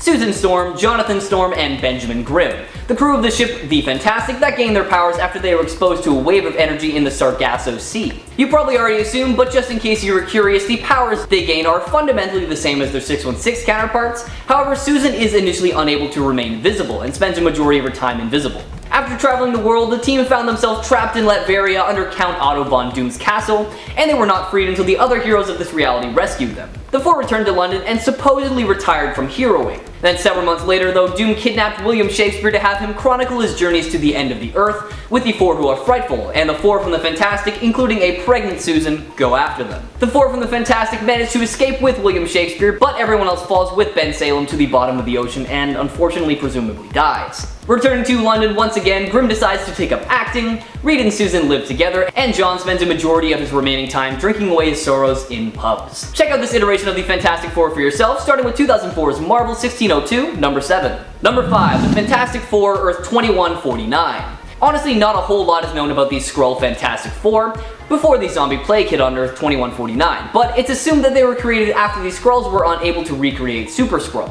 Known as Elastic Skrull, Skrull Torch, Skrull Thing, and Invisible Skrull, this Fantastic Four dwelled in the catacombs beneath Skrull City and immediately attacked the 616 Fantastic Four on sight as they were deemed threats. However, after a brief conversation, the 8 of them teamed up, effectively making them, the implausible 8? When a zombified Luke Cage burst into the command center, the new Fantastic Four and Skrull Fantastic Four attacked. But finding the zombie to be extremely powerful, they decided to fall back to an escape ship. With Cage in hot pursuit, the Skrull Fantastic Four had no choice but to defend the others as they made their escape. But even as the ship took off, they were fighting a losing battle and became infected. The newly zombified Skrull Fantastic Four watched the escape ship unexpectedly lose power and crash back to the ground, at which point they tore through the hull and faced the new Fantastic Four, and needless to say, it didn't end too well for them. Invisible Skrull was decapitated, Elastic Skull was electrocuted, stabbed, and then burnt to a crisp, Skrull Thing was covered in molten metal, and Skrull Torch was impaled and energy blasted. Check out these Skrulls for yourself, starting with their first appearance in 2007's Black Panther, Volume 4, number 28. Number 4, Sue Storm, Earth 65. Alrighty, let's get into some dark iterations of individual members of the Fantastic Four. Sue Storm from Earth 65 was actually a cast member of the Fantastic Four TV series. However, she is not the Sue we're all used to. She is a vain, arrogant, manipulative, and just an all-around ruthless person, bullying her younger brother Johnny Storm into doing her bidding. Sue arranged for Victor Von Doom to give her and her brother superpowers during the trip to Latveria, seducing him and eventually murdering him in cold blood when he was no longer of any use to her. After 5 years of honing her newly acquired skills, she returned to New York and her and Johnny killed their mother and started acting as quote-unquote vigilantes. Although technically a hero, Sue was not the most altruistic, as she tricked Ghost Spider into believing that they were friends, intending to kill Gwen and her family once the veteran hero had shown her and her brother the lay of the land. Persuaded by Johnny to give Gwen a chance to leave New York, Sue just coldly blackmailed Gwen into leaving Earth 65 altogether. Give her story a read for yourself, starting with her first appearance in 2016's Spider-Gwen Volume 2, number 7. Number 3, It. In the House of M series, Ben Grimm was the pilot of Reed Richards' voyage to space alongside Sue Storm and John Jonah Jameson III. In true Fantastic Four fashion, Grimm was mutated alongside the other members of the crew. However, the rocket exploded unexpectedly and he was the only survivor, as he had transformed into the Thing and his rock-hard skin had protected him. The biggest difference between this Ben and his 616 counterpart is that this version had his intelligence vastly lowered after his transformation, leaving him only capable of well below average thought. After some time, he was taken in by Dr. Doom, who dubbed him the It, and he became one of the Frightful Four alongside the Inhuman Torch and Invincible Woman. Grimm was treated like absolute garbage by Doom, often the victim of all his frustrations, and it eventually got to the point where he betrayed Doom and sided with Polaris to help take him down. After defeating his former leader/captor, Grimm was taken to the Human Resistance by Alicia Masters, and hopefully, I really hope he is just being treated well there. Check him out, starting with 2005's Fantastic Four House of M, number 1. Number 2, Vanguard. The Johnny Storm of Earth 721 has a bit of a different backstory compared to his 616 counterpart. This version never actually went into space, so he was never transformed into the Human Torch. Instead, he went off to fight in the war in East Asia and wound up getting hurt pretty bad. He was found by Archon, who fixed him up, erased his memories, and restructured his mind so that he could serve as Guard, the Guardian of the Nexus, who is a key player in Archon's scheme to start a war between 3 separate worlds. The Fantastic Four, with the help of Reed Richards of Earth 721, discovered the plan, and the Thing of Earth 616 was sent to battle Guard and destroy the Nexus. And once the Nexus was destroyed, Guard escaped off into the Void. Guard was then transformed into Vanguard by the Void and acquired the ability to destroy realities. And with this power, he felt he had a new purpose in life: to travel to different realities and destroy timelines he felt were redundant. At first, Vanguard appeared to be unbeatable, but eventually he came into contact with the Human Torch of Earth 616, and this caused him to have a bit of an internal crisis, because he realized that could have been him if things were just the tiniest bit different. From that point on, Vanguard decided to end his destruction of timelines and instead help other timelines find closure. Give his story a read for yourself, starting with his first appearance in 1975's Fantastic Four, number 162. And number 1, Dark Raider. You probably thought I was going to be talking about Reed Richards as the maker, right? Come on, that is way too easy, and I have to leave myself something for part 2, right? Dark Raider is a counterpart of Reed Richards from Earth 944, who, when he entered the ship of Galactus to search for the ultimate nullifier, he was a bit distracted by the technology around him. While he looked around, Galactus was free to consume his world, and this left Reed a little messed up to say the least. Full of feelings of self-loathing and accepting full responsibility for his actions, he decided that the only way to atone for his sins was to travel across the multiverse and kill every version of himself that he could find. And he developed the identity of the Dark Raider in order to carry out this deadly mission. He was able to kill at least 3 Reeds before coming in contact with the Fantastic Four of Earth 616, and once actually on Earth 616, he revealed his intentions and identity, and threatened to destroy the entire reality using the Ultimate Nullifier. Thankfully, Aaron was able to capture Dark Raider and kept him prisoner for quite a while before releasing him, causing him to plummet into the Annihilation Barrier and killing him for good. Highly recommend you check out this alternate read, so give his story a read for yourself, starting with his first appearance in 1994's Fantastic Four, number 387. Arno Stark. So, there are 2 versions of Arno Stark. The main one was when he was Tony Stark's long-lost brother, but I'm going to talk about the other one. In this version, Arno was the son of Morgan Stark, who was Tony Stark's cousin on Earth 8410. In this reality, Arno is extremely smart and helps run Stark Industries. He ends up creating his own Iron Man suit and constantly uses it to help himself instead of others. He became a mercenary, killing lots of people, and he even used it to sabotage his business rivals, which is really sneaky. This dude would even kill just innocent people or anyone who didn't like what he was doing, and he would absolutely feel no remorse about it. Number 9, Andros Stark. Andros Stark is from the future and the grandson of, well, yep, Tony Stark. Basically, in the future, Tony Stark was trying to create an AI, Vortex, that was supposed to help protect humanity, but instead it affected computers, took control of S.H.I.E.L.D., and the internet. It then determined that humans were evil, and it tried to wipe all of them out. Does that sound familiar? Like, wasn't Ultron created to help humanity too in the MCU? And why do AIs always turn evil? Anyways, he traveled back to the past and basically tries to kill Tony to stop the future from ever happening. Well, the future ends up changing, but not because he ends up killing Tony. But I mean, if he killed Tony, that would wipe himself out too, right? So you always gotta think about this time travel stuff. You gotta think it through. Number 8, Steel Corpse. In the Age of X comic series, Tony got infected with some sort of virus that causes himself to permanently fuse with his suit. Yeah, it's really crazy. Basically, never being able to take it off. To make matters worse, his suit could function without Tony's will, and it was causing Tony to slowly die, since it was taking him over. Yeah, it's kinda dark. And when the Avengers were on a mission, at one point, the suit allowed an emergency override that was going to allow it to kill mutant children. Nothing Tony would do would be able to stop it, so he told Captain America to save the children, and Captain America shot Tony in the back of the head. Yeah, that was a pretty dark ending. Number 7, the infamous Iron Man. So, Dr. Victor Von Doom becomes Iron Man. Yeah, it's real, and I'm not joking. So, the man who was once evil turned good, kind of, with some help of Mr. Fantastic to help redeem Doom's soul. He does in fact turn good. Stark and Doom become close, but after the Battle of Civil War II, with Captain Marvel defeating and severely injuring Iron Man, Doom decides to become the infamous Iron Man to try to right the wrongs of his past. I know he technically isn't like super evil while he's doing it, but come on, he's Dr. Doom, so you never really know. He's always planning something. Like, it's Dr. Doom. Number 6, the Stark. An alien race. When the Martian Masters invaded Earth for the second time, Tony didn't want his armor or technology to fall into the wrong hands. He feared if they got a hold of it, they would be way too powerful to handle, so he launched all of his technology into space. Unfortunately, a few years later, the very rocket holding all of Tony's technology landed on an alien planet. This alien race didn't know what to make of this rocket. They were quite primitive. They started experimenting with the technology and learning everything they could about what was in the rocket. They even named themselves and their planet the Stark.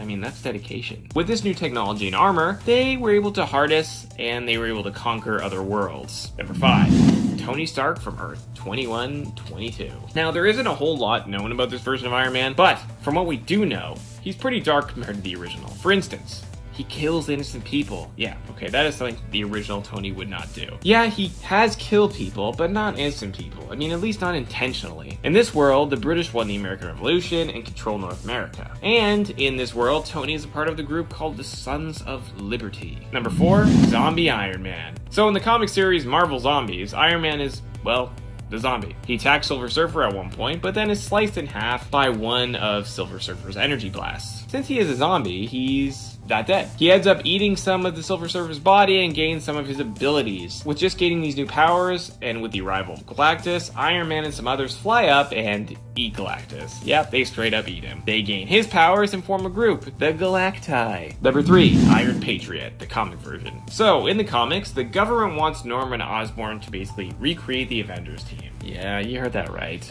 Friggin' Norman Osborn. So he creates the Dark Avengers, and leads it as the Iron Patriot. Basically a combination of Iron Man, but with Captain America's colors. Now, the MCU did a version of the Iron Patriot, but they did their own spin and made Rhodey the Iron Patriot, and he did work for the government. Eventually, the Dark Avengers declare war on Asgard. Asgard is currently just hovering over a spot of land on Earth. With the siege of Asgard underway, Norman wants to use Sentry's evil side, Void, as a secret weapon to take the Asgardians down. He manipulates Sentry to allow Void to take over his body, and in the end, Norman is imprisoned on the raft. But, you know, he never stays there for very long. Number 2, Iron Maniac. Iron Maniac is from an alternate universe, Earth 5012 to be exact. In this world, almost all of the other Avengers were killed by a Super Skrull. Also in this world, Tony became more and more crazy as time went on, with a lot of it happening because of the loss he experienced. In this world, he also ended up becoming obsessed with Reed Richards, who he believed was becoming too power hungry. Tony became more unhinged, even killing that world's Black Widow and Wolverine. But that's not all, folks. He then took on the Fantastic Four and killed Johnny Storm, aka the Human Torch, after Johnny permanently scarred Tony's face. Reed eventually found a way of stopping him by sending him to another Earth, the main Earth, Earth 616. Number 1, Ultron, MCU version. So in the MCU, Ultron is created by, you guys guessed it, Tony Stark. After the events of the first Avengers, Tony is still dealing with the trauma of that alien invasion. He wants to make sure that if there is ever another attack, the world will be prepared.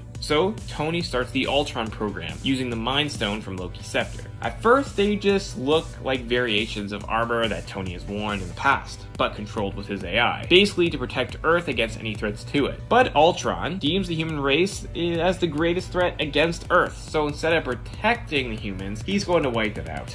Yeah, that's kind of dark. He was doing this initially with assistance from Quicksilver and Scarlet Witch, but Ultron's plan was coming together. His second form was made from vibranium. His plan was to lift up a city in Sokovia and allow it to come crashing down like a meteor to wipe out humanity. Obviously, the Avengers were able to stop him, and he was destroyed by Vision in the end. Alright. Number 10, Symbiote Spider-Man. Obviously, we have to start off this list with a classic. Introduced in 1989's What If Volume 2 Number 4, we're given a glimpse into the life of Earth 1089's Peter Parker after his suit bonded with the Venom symbiote. In this reality, the symbiote couldn't be removed from Peter Parker, even though the Fantastic Four and other heroes tried using a combination of magic and science. It ended up taking over Peter's mind and body, feeding off his adrenaline, causing him to age at a very rapid rate. Once his body couldn't sustain the symbiote any longer, it used him to possess superheroes like Hulk and even caused the death of a few others. Free from the symbiote's control, it's then revealed that Peter Parker has now aged to 85 with not a whole lot of time left. He was later found dead by Mr. Fantastic, surrounded by research on how to kill the symbiote that he was once bonded to. Although it was out of his control, Symbiote Spider-Man was considered even worse than Venom, one of the most sadistic villains in the Marvel Universe, and unfortunately he never really got that redemption. Number 9, Peter Parker, Earth 9591. Now we're all familiar with the origin story of Peter Parker, you know, spider bite leads to powers, leads to the birth of the friendly neighborhood Spider-Man, but have you ever wondered what it would look like if things took a bit of a different turn after that spider bite? Well, wonder no longer, because in 1995's Ruin Number 2, we're actually introduced to a different Peter Parker who isn't so lucky. After being bitten by the radioactive spider, Peter develops a total of 0 powers and is instead infected with a mutant virus that ultimately leads to his death.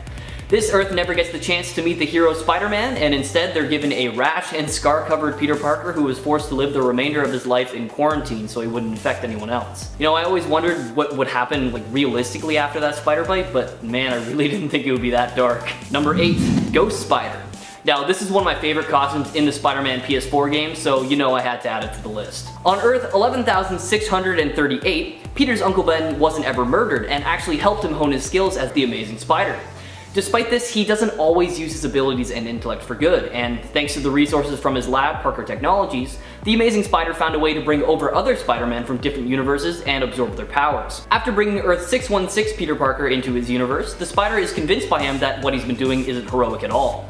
Then, when Ben is about to absorb Earth 616 Peter's powers, we see the Spider stand in the way and instead had his powers absorbed, putting his body into a comatose state and trapping his spirit in hell. Following the Sorcerer Supreme's fight with the Infernal Hulk, we see Peter given a second chance at life after he was infused with the spirits and powers of the Repentant Damned. Now possessing powers similar to Ghost Rider along with his Spidey powers, He awakes from his coma as the Ghost Spider and uses his second chance to correct some of the mistakes he's made already. Check him out in his first appearance in 2011's Amazing Spider-Man Annual number 38. Number 7. Superior Spider-Man. Following an insane life that deserves a read if you're not familiar with it already, Otto Octavius transplanted his mind into the body of Peter Parker, leaving Peter in his body. Still retaining Peter's memories, he was able to trick all of Peter's loved ones into thinking nothing was wrong. Otto believed that he could be a better Spider-Man and, following the death of Peter Parker, took up the role as the Superior Spider-Man, upgrading the spider suit to better fit his needs. Many battles ensued, and then it's revealed along the way that Peter's consciousness still lived on inside his body, and after the Goblin King kidnapped Anna Maria, Otto's love interest while in Peter's body, Otto begins to hesitate to save others as he has a chance to save her and doubts he can save everyone without having time to plan. Peter's consciousness pushes him to save the child who is also in danger at the same time, and Otto realizes that Peter is more deserving of the role of Spider-Man and completely erases his consciousness so that Peter can take control of his body once more and save everyone. He sacrificed himself for the girl he loved and the man he hated for the greater good, and that just goes to show you that even if you start off as a villain, you can change and become a hero. Now there's a lot more to the story that I had to gloss over or skip, so I highly recommend you check out the story for yourself, starting with The Amazing Spider-Man number 697. Number 6. Doppelganger. The evil, pretty much mindless duplicate of Spider-Man from Earth 616, this version of Spider-Man was created by Magneto during the Infinity War. Although he was killed during the Infinity War, this 6-armed Spidey clone was later revived by the Demogoblin, becoming its pet for a while. Doppelganger appears a few more times after the aftermath of the Infinity War, teaming up with Carnage, Shriek, Carrion, and the Demogoblin during the infamous Maximum Carnage killing spree, and then is later seen as part of the Spider Army to help defeat Morlun and the other inheritors. Unfortunately for him, after many adventures, the Doppelganger was eventually captured and imprisoned in the rebuilt Ravencroft. Possessing many of the same powers as the original Spider-Man, what really sets Doppelganger apart is his raw strength. Being able to lift up to 25 tons as opposed to the normal 10 that most other Spider heroes can lift. Why not check him out for yourself in Infinity War number 1. Number 5. Pestilence. In 2005's Cable and Deadpool number 15, we see Deadpool dropped in Earth 5701, while on a search for Cable where the supervillain Apocalypse has conquered New York and then changed 4 superheroes into his horsemen, one being the Spider-Man of this world. Alongside Famine, who's the Blob, Death, who is Archangel, and an alternate Cable known as War, they all serve under Apocalypse and aim to protect him at all costs. Now known as Pestilence, this 4-armed and 4-legged version of Spider-Man is not one you want to get close to, especially when you learn about his poisonous fangs and his hunger for human bones. Check him out for yourself and let me know what you think in the comments below. Number 4. The Other. In the 2005-2006 storyline of the same title, we see Spider-Man begin a transformation to his wild side. Peter began having these strange symptoms and dreams of Uncle Ben and spiders.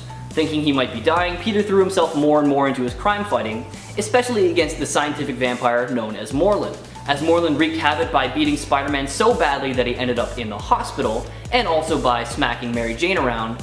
Peter got to the point where he just couldn't take it anymore and reached his limits. In 2006 Friendly Neighborhood Spider-Man number 3, we see Spider-Man pin Morlun down and kill him with a bite to the head. After what we all assume was Peter's death, we see Peter erupt from a cocoon with new powers and a newfound dedication to embracing his spider side that he refers to as the Other.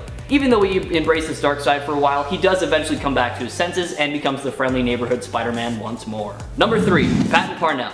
Definitely one of the scariest looking Spider-Men, Patton Parnell has been described as a sociopathic version of Spider-Man who made the exact opposite decisions that Peter had. Growing up with an abusive uncle, Uncle Ted, Parnell was always a bit of a weird one as he found joy in experimenting on animals and perversely spying on his next door neighbor Sarah Jane. Like other Spider-Men, Patton was bit by a spider, however, his body's reaction to it was a little bit different.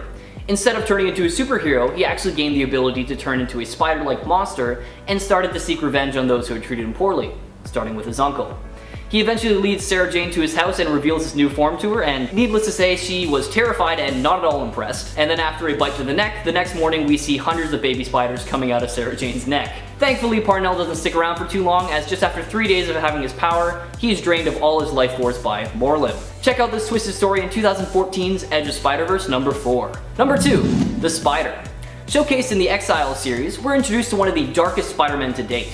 On Earth 15, Peter Parker was a sociopathic mass murderer who was sentenced to 67 consecutive life sentences and merged with the Carnage symbiote before being recruited by the Timebreakers into the Weapon X team.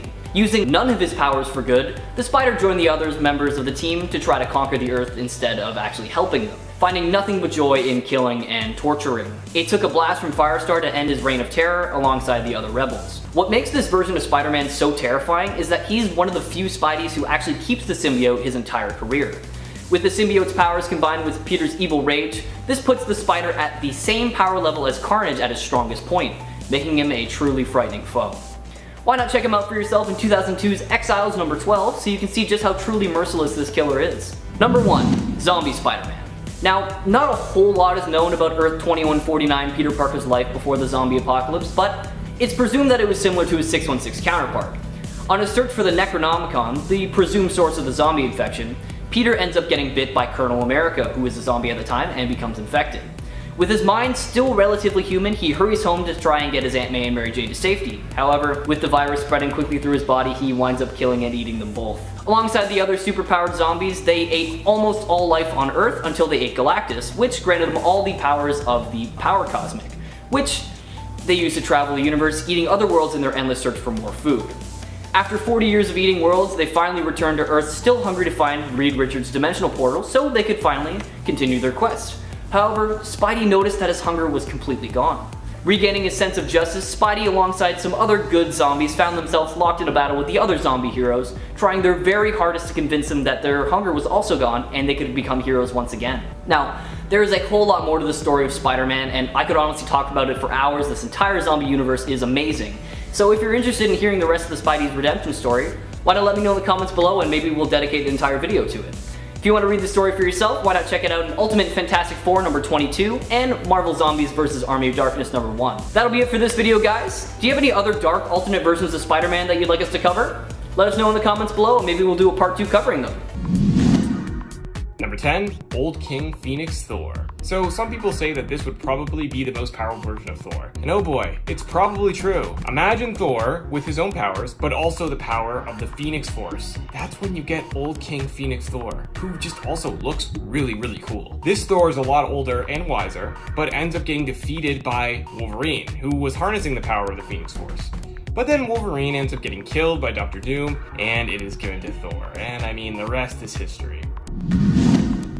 Number 9, Rogue Thor. Okay, so this version of Thor comes from Marvel's What If series. Something a lot of fans will become a lot more familiar with because they're making a Disney Plus series about it, with MCU characters, which will actually be really cool. So, this one tells the story about what if Rogue, the X-Men, had the powers of Thor. In this story, Rogue ends up killing Thor by absorbing his powers and then kind of goes evil. I mean, she goes on a killing spree, killing a lot of people. It's not all bad though. She doesn't stay evil forever. I mean, the spirit of Thor eventually convinces her to use her powers for good, and she does. But come on, she went crazy, and it happened, but just not in the main continuity, of course, because that would just be really, really dark. Number 8, Frost Giant Thor. Okay, so Frost Giant Thor comes from Marvel's What If series, and during it, it presents the idea of what would have happened if Odin got killed by Laufey and raised Thor himself. Loki and Thor still are not really close in this version, but Loki's kind of the good guy. He wants to leave and go to Earth, but Thor doesn't want that and tries to stop him, and he accidentally ends up killing his mother, Frigga. Thor is devastated by what he's done and ends up letting Loki go, and Loki lives a nice life on Earth. I mean, it's pretty dark for Thor, but at least Loki got a happy ending this time. Number 7, Hellbound Thor. Hellbound Thor isn't from Marvel's main Earth. He comes from Earth 5113, or also known as the Dormammu-verse, which is named after, yes, Dormammu from Doctor Strange. In this universe, Dormammu is the ruler and has turned Thor, plus a lot of other famous Marvel heroes, into his minions, who will do anything for him. They all have new looks, and this version of Thor is very, very different. He's like really straight up scary.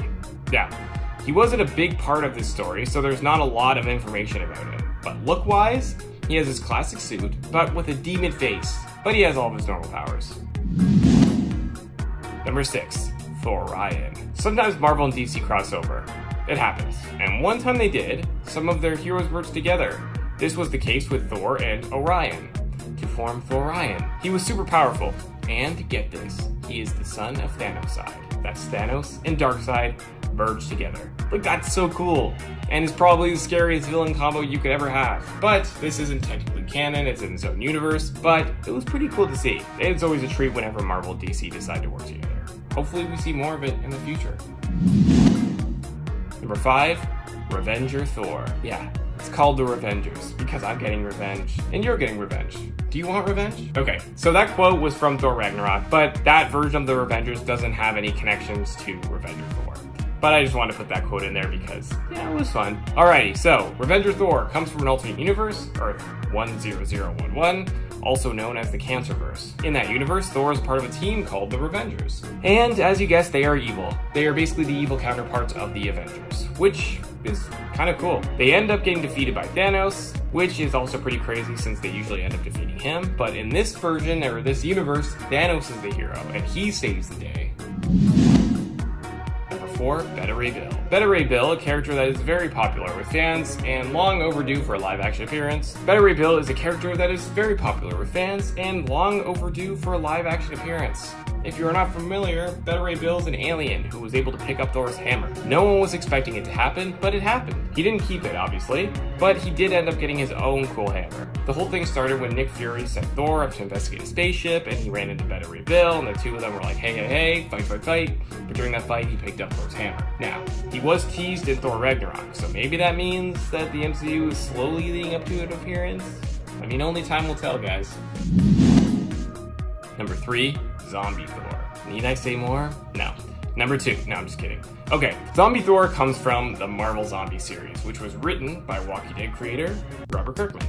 It takes place on Earth 2149, and on that Earth, a zombie virus ends up infecting almost all the heroes and villains of the Marvel universe.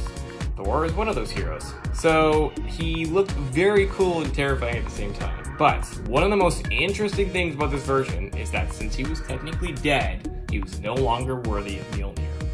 So, Zombie Thor didn't have it. He ended up getting his own hammer later on, but he didn't have Mjolnir. And that was something that I thought was very, very interesting. Number 2, Venom Thor. Yep, this one is real, like no joke. Venom Thor. Man, just the name is terrifying because you know Venom Thor is a deadly combo. But like Rogue Thor and all the other ones, this one happens during one of Marvel's What If stories. What if the alien costume had possessed Spider-Man? In this story, Venom takes over Spider-Man, but then continues to take him over, and then Hulk. But of course, he doesn't stop there. He's like, maybe I should take over some more heroes. And he decides to take over Thor. Venom takes over Thor and gets all of his powers. I mean, imagine if this happened in the main continuity. Venom would be virtually unstoppable because he retains all of the powers he takes. So he would have the powers of Spider-Man, Hulk, and Thor. Who would be able to stop him? No one. He would just rule the earth forever. Number 1, Unworthy Thor. This is one of the coolest versions of Thor, like ever. The reason he is so different is because this is Thor when he is unworthy of Mjolnir. He has short hair, a massive battle axe, ripped clothes, and one arm. His other arm was chopped off by Malekith and replaced with Black Uru. This look was part of the inspiration for Thor's look in the film Thor Ragnarok, which was freaking amazing. This story really breaks Thor down and shows who he is without the hammer. Honestly, it really works, and stories like this help characters grow. And Thor, or known as Son, learns a lot of valuable lessons during this arc, and becomes a better hero for it. I mean, he even fought Thanos during this comic, and it was pretty damn epic. Thor is just so cool. I can't wait to see where Marvel takes it. Number 10, Earth 13371. While we don't know for sure, it's possible that in this reality the Brood Queen actually won and sought to expand her rule by traveling to the main continuity universe of Earth 616 through a crack in the universe. Whether or not this is a thing on Earth 13371, it still seems to be a pretty dark timeline in Professor Xavier's case. In this alternate reality, Charles somehow found himself transformed into a giant Akanti whale, who became possessed by the Brood Queen and used as her space vessel, transporting both her and her army. After a fight with the Extreme X-Men, this version of Charles asked Dazzler to kill him to prevent him from being controlled and used for ill by another evil force in the future. Number 9, Reign. The series Spider-Man Reign takes place in the alternate future belonging to Earth 70237. Here on this Earth in New York at least, there are no longer superheroes or supervillains, there's just the government and the police. The city of New York and its citizens are strictly monitored and protected by both to a point where their control feels both brutal and big brothery. Here, an old man Peter has turned both insane and senile, with Mary Jane having passed and haunting him in what appear to be dark hallucinations. Parker attempts to return as Spider-Man at one point, but is now an old man and ends up having his head bashed in with Mary Jane's tombstone later on in the timeline.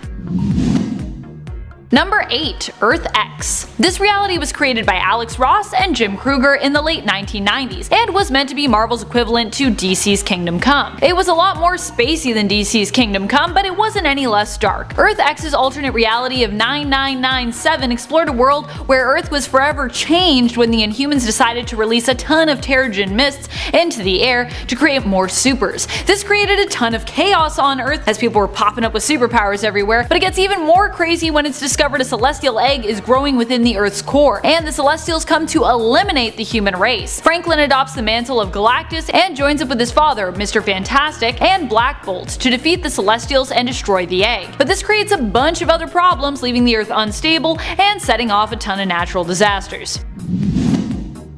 Number 7. Ultimate. The Ultimate Universe was created to be the darker, more edgy version of Marvel's main continuity, Earth 616. This is the reality where Tony Stark and Carol Danvers decided the best way to resolve their difference and dislike of one another was to hook up. After, of course, Black Widow and Tony were no longer a thing because it turned out Black Widow was still an actual spy who had plans to double-cross her teammates. Natasha ended up dead at the hands of her usually very good friend and former love interest in the main continuity, Hawkeye. Hawkeye in this reality lost his family because of Black Widow, they were killed by the people she worked with, and Clint himself was captured, tortured, and only escaped by using his fingernails as deadly projectile weapons. He then tracked down Natasha where she was being held in the hospital and executed her. Yep, the Earth of 1610 was basically meant to be the darker 616. Number 6. Days of Future Past. The alternate Earth of 811 is an alternate future reality where the Sentinels rule. The Sentinels, being enemies of mutants, have killed most of their opponents, with the surviving mutants being kept in camps. The concentration kind, by the way, not the fun kind, sadly. Not only are most mutant heroes dead, but many of the non-mutant heroes are as well, with Avengers, Spider-Man, and FF being taken out additionally. It's just overall a bleak reality where pretty much everybody's dead.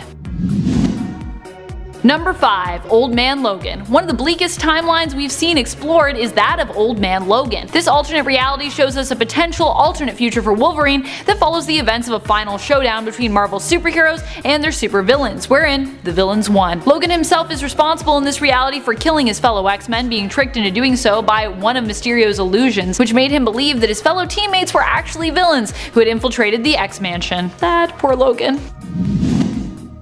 Number 4. Age of Apocalypse. Let's just talk about how this reality even came to be, which is dark enough. In this reality, Legion was attempting to eliminate Magneto to avoid him becoming a threat in a potential future, but Xavier put himself in Legion's path as he attacked. As such, Legion ended up killing his own father Xavier by accident. Here, the villain Magneto leads the X-Men and attempts to fight against the devastating foe Apocalypse. Even when they finally succeed, Weapon X, aka this world's Wolverine, ends up turning against them once more and rising up, becoming the new Apocalypse.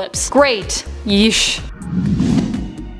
Number 3. Zombieverse. One of the darkest realities and most well-known alternate realities belonging to the Marvelverse is the Zombieverse of Earth 2149. In this reality, pretty much every hero or villain you know, love, or despise has been turned into a zombie or has been killed. And many of the non-powered characters that you may have loved, well, a lot of those people are dead. Evil Dead character and well-known undead fighter Ashley Williams also makes an appearance in this reality. He ends up working his way into one of the last places that is safe from the infection on Earth, Castle Doomstat, the home of Dr. Doom. While Ash ends up surviving the events, Doom and many others end up perishing as even the castle later becomes overrun, while Doom rushes to save the survivors he was housing, ushering them through a portal which Doom plans to close behind them. Still, Doom doesn't get to escape, he just gets to be zombie food.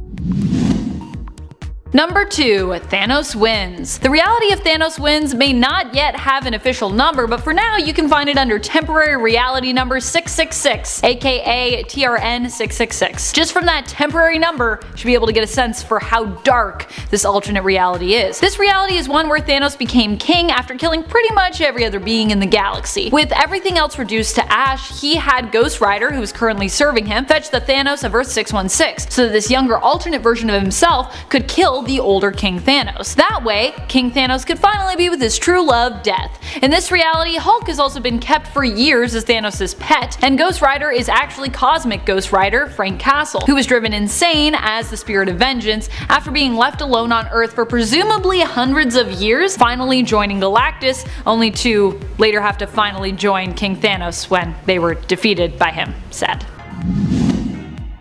Number 1. Cancerverse. In this reality, Lovecraftian elder gods known as the Many-Angled Ones made a deal with the cancer-ridden Mar-Vell. Instead of Mar-Vell dying like on Earth 616, he ended up curing the reality of the concept of death using a ritual. It's not good. Without any more death, life transformed into something darker without anything to keep it in check. It's bad news. All of the heroes of Earth 10011, the Cancerverse reality, became corrupted, and Franklin Richards became a host for the Many-Angled Ones, as described in Annihilation Scourge. The Cancerverse also attempted to infiltrate the main continuity of Earth 616 at one point, aiming to spread their corruption. It's a scary place, the Cancerverse.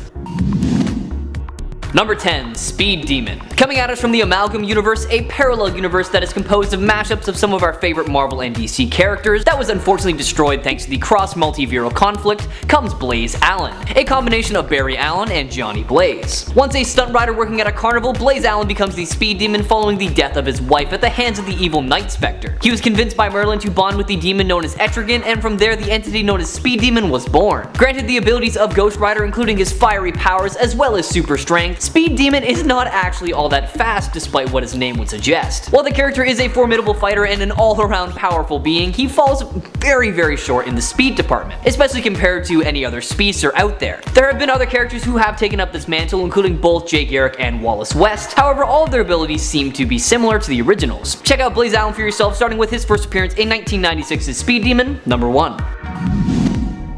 Number 9. Kushala. Hailing from the main continuity Earth of 616 in the mid-1800s, Kushala was an Apache woman possessed by the Spirit of Vengeance known as the Demon Rider. To add a whole other layer of powers and depth to her character, she was also the Sorcerer Supreme of Earth at the time, making her ridiculously strong because not only was she capable of the demonic transformation and pyrokinesis that's normally associated with Ghost Rider, she could also fly and practice various types of magic, including Norse, Chaos, and Earth magic. Instead of the motorcycle or motorized vehicle that the modern Ghost Riders have, she possessed a phantom horse engulfed completely in fire. Before becoming the Spirit of Vengeance, her tribe was attacked by the US Army and her parents were unfortunately killed, so in an act of revenge she prayed for help, but instead of receiving any help from the Creator, she was instead possessed by the Spirit of Vengeance. While searching for a cure to rid her of this demon, Kushala was recruited by Merlin himself with the promise of exercising the Spirit of Vengeance if she helped him with something, which led to her involvement in the War of the Realm. Check her out for yourself in 2016's Doctor Strange and the Sorcerer Supreme.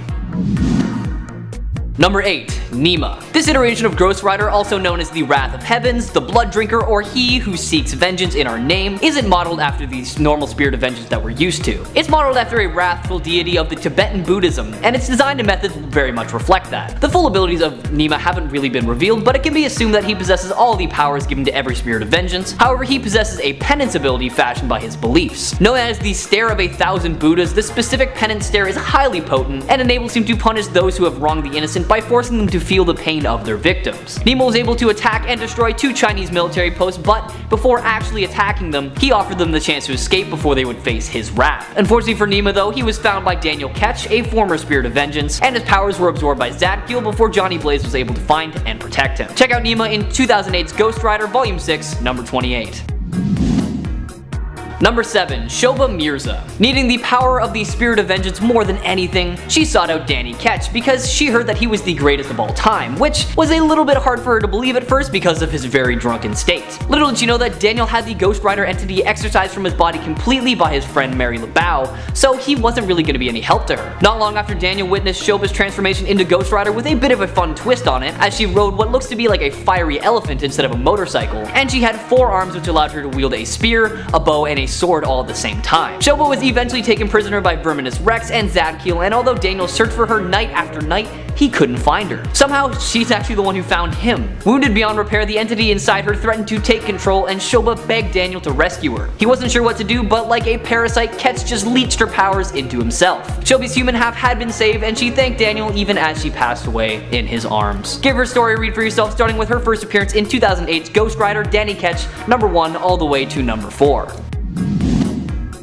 Number 6. Ghost Rider 1 million BC. You could probably guess it from the name, but this iteration of Ghost Rider was around way before Johnny Blaze or any of the other hosts that we all know very well because they were active during 1 million BC. Very early on, he realized he was much smarter than the rest of his caveman pack, a fact that he ended up keeping to himself because he didn't want them to know that. One day, a Wendigo in disguise took over his tribe and eventually ate everyone except for the boy. Instead, Wendigo gave him the name Ghost and gave him the task of finding him again one day. Ghost set out on his quest but quickly realized he might be a little bit in over his head as the harsh environments were taking a toll on him. However, he was then approached by a snake who tempted him into saying his real name to achieve his goal, and from that point on he was bonded with a spirit of vengeance and rode a mammoth imbued with hellfire. 5 years later, Ghost finally tracked down the Wendigo to exact his revenge and engaged him in an intense fight that ended with the Wendigo pushing Ghost's mammoth off a cliff with him, though the Wendigo claimed that he would survive the fall. The rider was then approached by Odin and Lady Phoenix, who asked him to join the prehistoric Avengers, and together they defeated the Fallen and sealed it in an underground chamber in what would become the modern day country of South Africa. Check out Ghost for yourself, starting with 2017's Marvel Legacy, number 1. Number 5. Noble Kale. The first official Ghost Rider, Noble Kale was alive in the 18th century and grew up with an abusive pastor father that was eventually revealed to be a minion of the Dark Lord Mephisto. After secretly marrying and having a kid with a woman by the name of Magdalena, Pastor Kale's secret was found out by her and he accused her of witchcraft and had her burned at the stake. Just before she died though, she used a curse to summon demons called Furies with the sole purpose of avenging wronged women, and they started killing the townspeople. Fearing for his life, Pastor Kale struck a deal with Mephisto. He would be kept safe and Mephisto got Noble's soul. Mephisto realized that Noble was attached to a piece of the Medallion of Power, and he activated that piece to transform Noble into the original Spirit of Vengeance, and with that power he was able to take down the Furies. Pastor Kale for some reason then made an offering to the Ghost Rider in the form of Noble's son. However, Noble as Ghost Rider didn't want to accept that at all and killed himself instead. Mephisto later appeared to claim Noble's soul, and then his brother Archangel Uriel appeared and said that Noble's soul should be spared. Now, like most sibling arguments, an agreement was impossible, so they compromised and decided that his soul would remain in the void until it was rebonded with certain members of his family. Check the story out for yourself, starting with his first appearance all the way back in 1990's Ghost Rider Volume 3, number 1.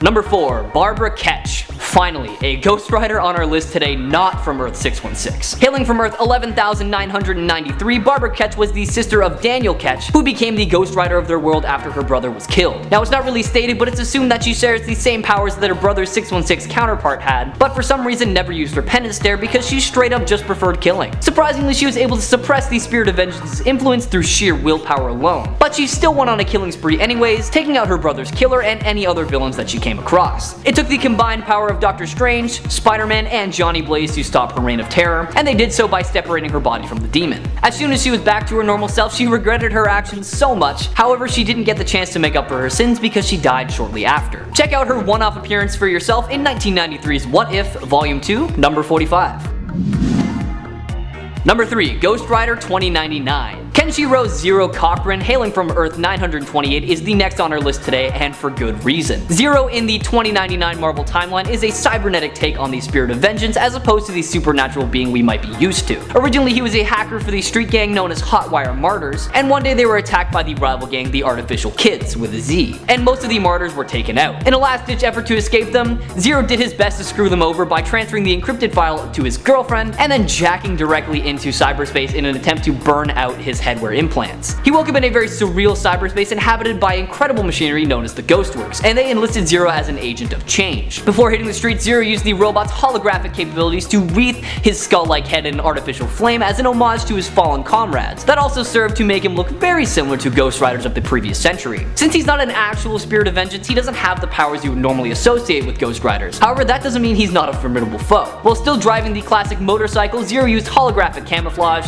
nanite regenerative abilities, eye-mounted lasers, and more to take down his enemies and get revenge for his fallen comrades. Check out this story for yourself, starting with 1994's Ghost Rider 2099, number 1. Number 2. Caleb. Okay, back to Earth 616 for now, folks. 2 years after the Civil War was over, a former captive named Caleb stumbled upon and took in a wounded soldier named Travis Parham and nursed him back to health. One day Parham discovered a cave that held a collection of glowing skulls. Upon touching the skulls, Parham saw a vision of a hellish nether realm populated by a creature with a burning skull for a head. Caleb told Parham that the creature he saw came from his ancestors' country and could be called upon when something needed to be made right, an instrument of vengeance, if you will. After Parham left, Caleb and his family were sadly killed by George Reagan, and Parham swore to return years later to get revenge. What he didn't know was someone was already beating him to it. This Ghost Rider killed each of Reagan's men and finally Reagan himself, and the killers returned after having made a deal with the demon. In a final showdown between Reagan's band and the Ghost Rider, Parham discovered that the rider was actually his former friend Caleb, powered by the spirit of vengeance that Travis had envisioned years ago. This Ghost Rider has all the powers you would normally associate with Ghost Rider, as well as two other powers: possession, which allows him to possess and control corpses, and dimensional travel, which allows him to,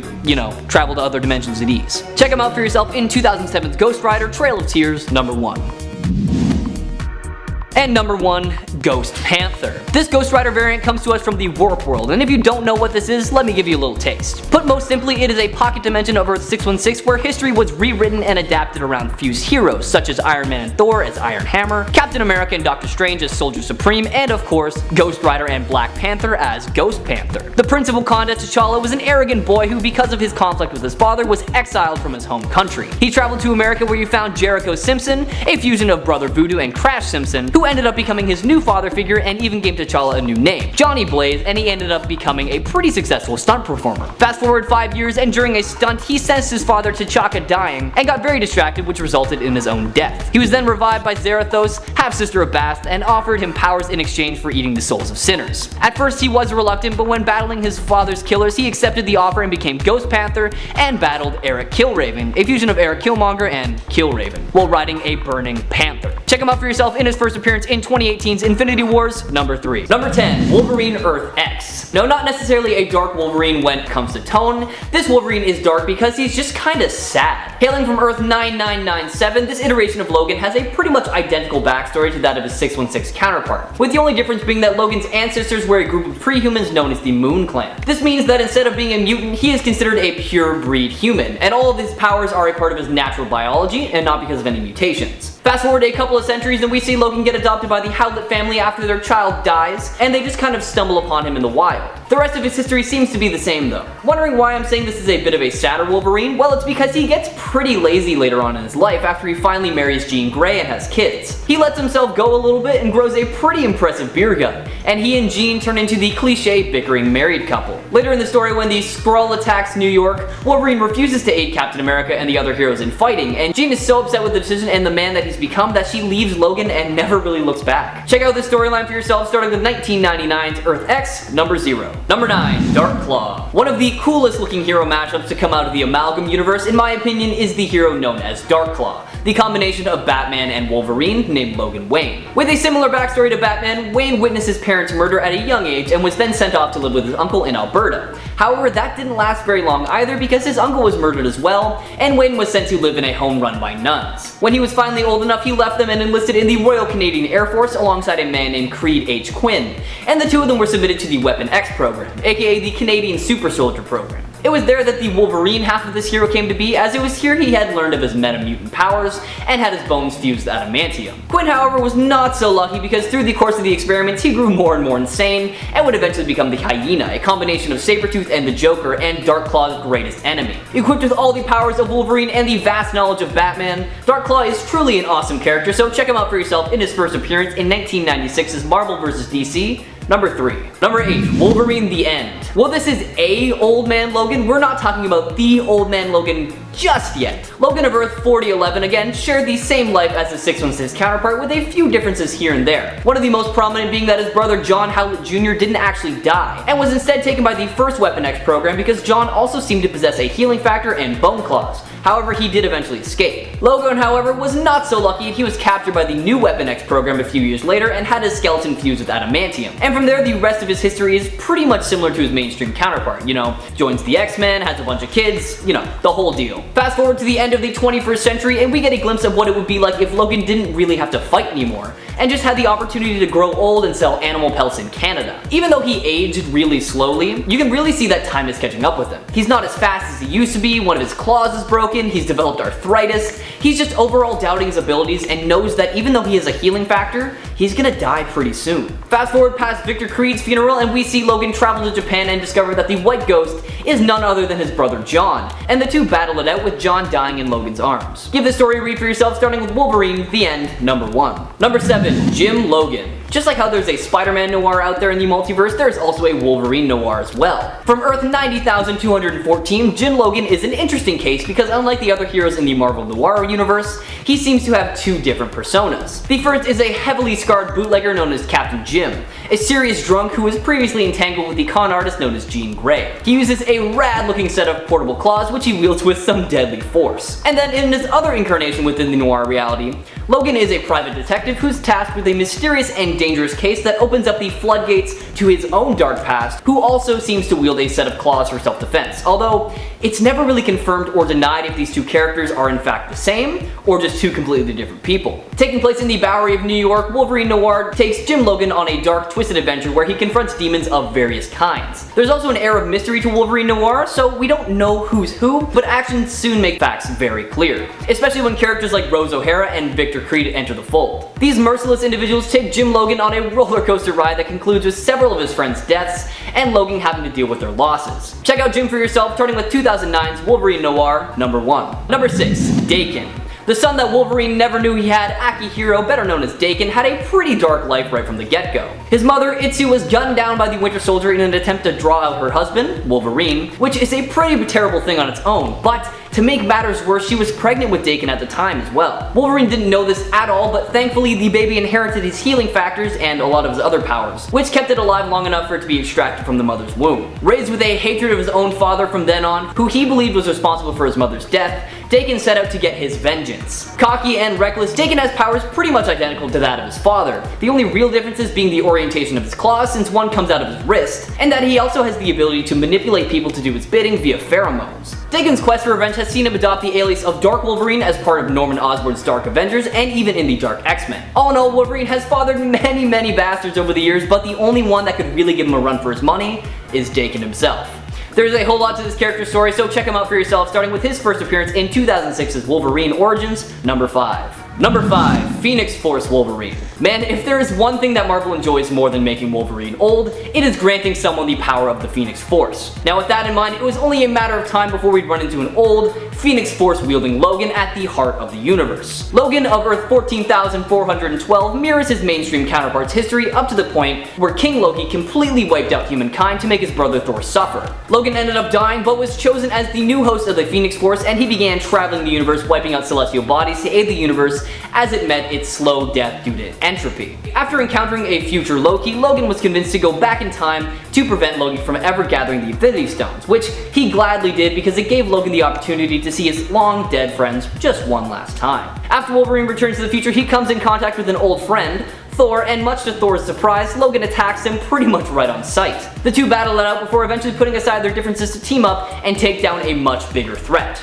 Doom. Old Man Phoenix and Thor then faced off against Doom, who reduced Logan to a nothing but a skeleton with the Spirit of Vengeance's Hellfire. But Logan resurrected and sacrificed himself to transfer the Phoenix Force into Mjolnir, which helped Thor defeat Doom once and for all. Give this Logan story a read for yourself, starting with his first appearance in 2017's Marvel Legacy, number 1. Number 4, Zombie Wolverine. Do you see the smile? You know I'm smiling, right? It's because I get to talk about the Zombieverse again, my big favorite. With a history identical to his 616 counterpart before the spread of the zombie virus, Wolverine ends up getting infected by the zombie virus when both Captain America and Hawkeye bite him. Now, one would probably expect Wolverine's healing factor to prevent the virus from affecting him, but it actually shorts out due to the virus overwhelming his system and he turns into a zombie. Now, one thing I love about this universe is that the zombie virus is depicted just a little bit differently than normal.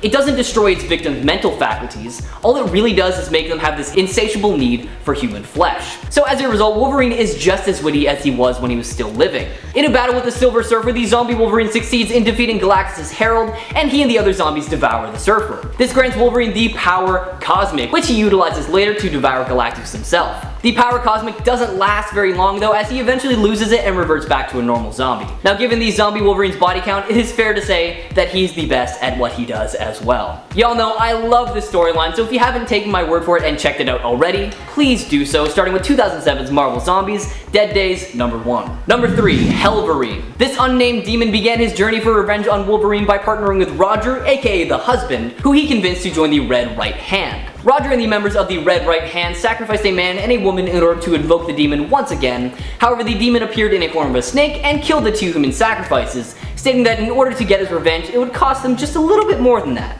Eventually, Logan was lured into a van by Mystique where the leader of the Red Right Hand used another human sacrifice to have Wolverine take over Wolverine's body, trapping actual Wolverine's soul in hell in the process. Wolverine then went on a bit of a killing spree, torturing and killing some of Wolverine's closest friends and family. On top of that, he also attempted to manipulate many people, including X-23, into joining his armies. However, he didn't seem to succeed as they were all way too smart to believe that he was actually Logan. It took a ton of force and a lot of the X-Men to take him down, but eventually Wolverine was cast back to hell after a projection of Nightcrawler and what appeared to be a vivid memory of Jean Grey as the White Phoenix burned the demon from his mind. Making his first appearance in 2010's Wolverine Volume 4 number 1, why not check out this story for yourself? Number 2, Weapon X. In the Age of Apocalypse universe, the X-Men were formed under slightly different circumstances than we're used to, with one of the biggest differences being how Wolverine, aka Weapon X, joined the X-Men. Instead of being slowly integrated into the team by Professor X, Magneto instead recruited Wolverine onto his team and he tasked Jean Grey with stabilizing Wolverine's rage, which led to a bit of a romance forming between the two as they worked together on the X-Men. Another pretty big difference in this universe was how Wolverine fought with Cyclops.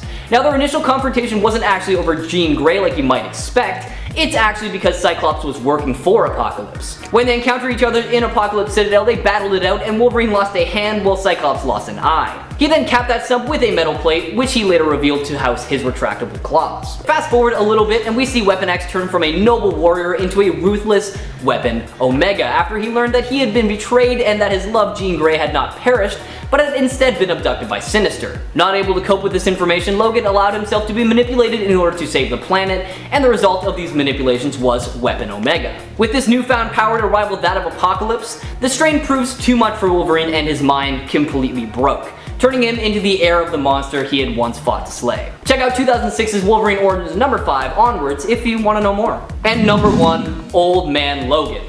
So come on, how could we not put Old Man Logan at the top of this list? I mean, come on, he is one of the best iterations of the character out there, and he has had to deal with some pretty dark things in his many, many years of life. So 50 years ago, supervillains from around the globe banded together and executed a devastating coordinated attack, taking the Earth's heroes by surprise, resulting in not only the end of the Age of Heroes, but also the United States is revealed to now be carved into territories ruled with an iron fist by various supervillains. We discover that the hero once known as Wolverine is one of the few to survive, and that he is now taking up a life as a simple farmer with his wife and 2 children, vowing to never resort to violence again. However, finances start to become a bit of an issue for Logan, and eventually he decides to accompany a blind Hawkeye across the country to deliver the last of the super soldier serum, all for the promise of a large payday. When they arrive at their destination, Hawkeye and Logan learn it's an ambush set up by the Red Skull. He attempts to take the serum from Logan, but despite his age, he manages to kill Red Skull using Cap's old shield. Logan then returns home shortly after, only to find that his family was slaughtered by the Hulk gang,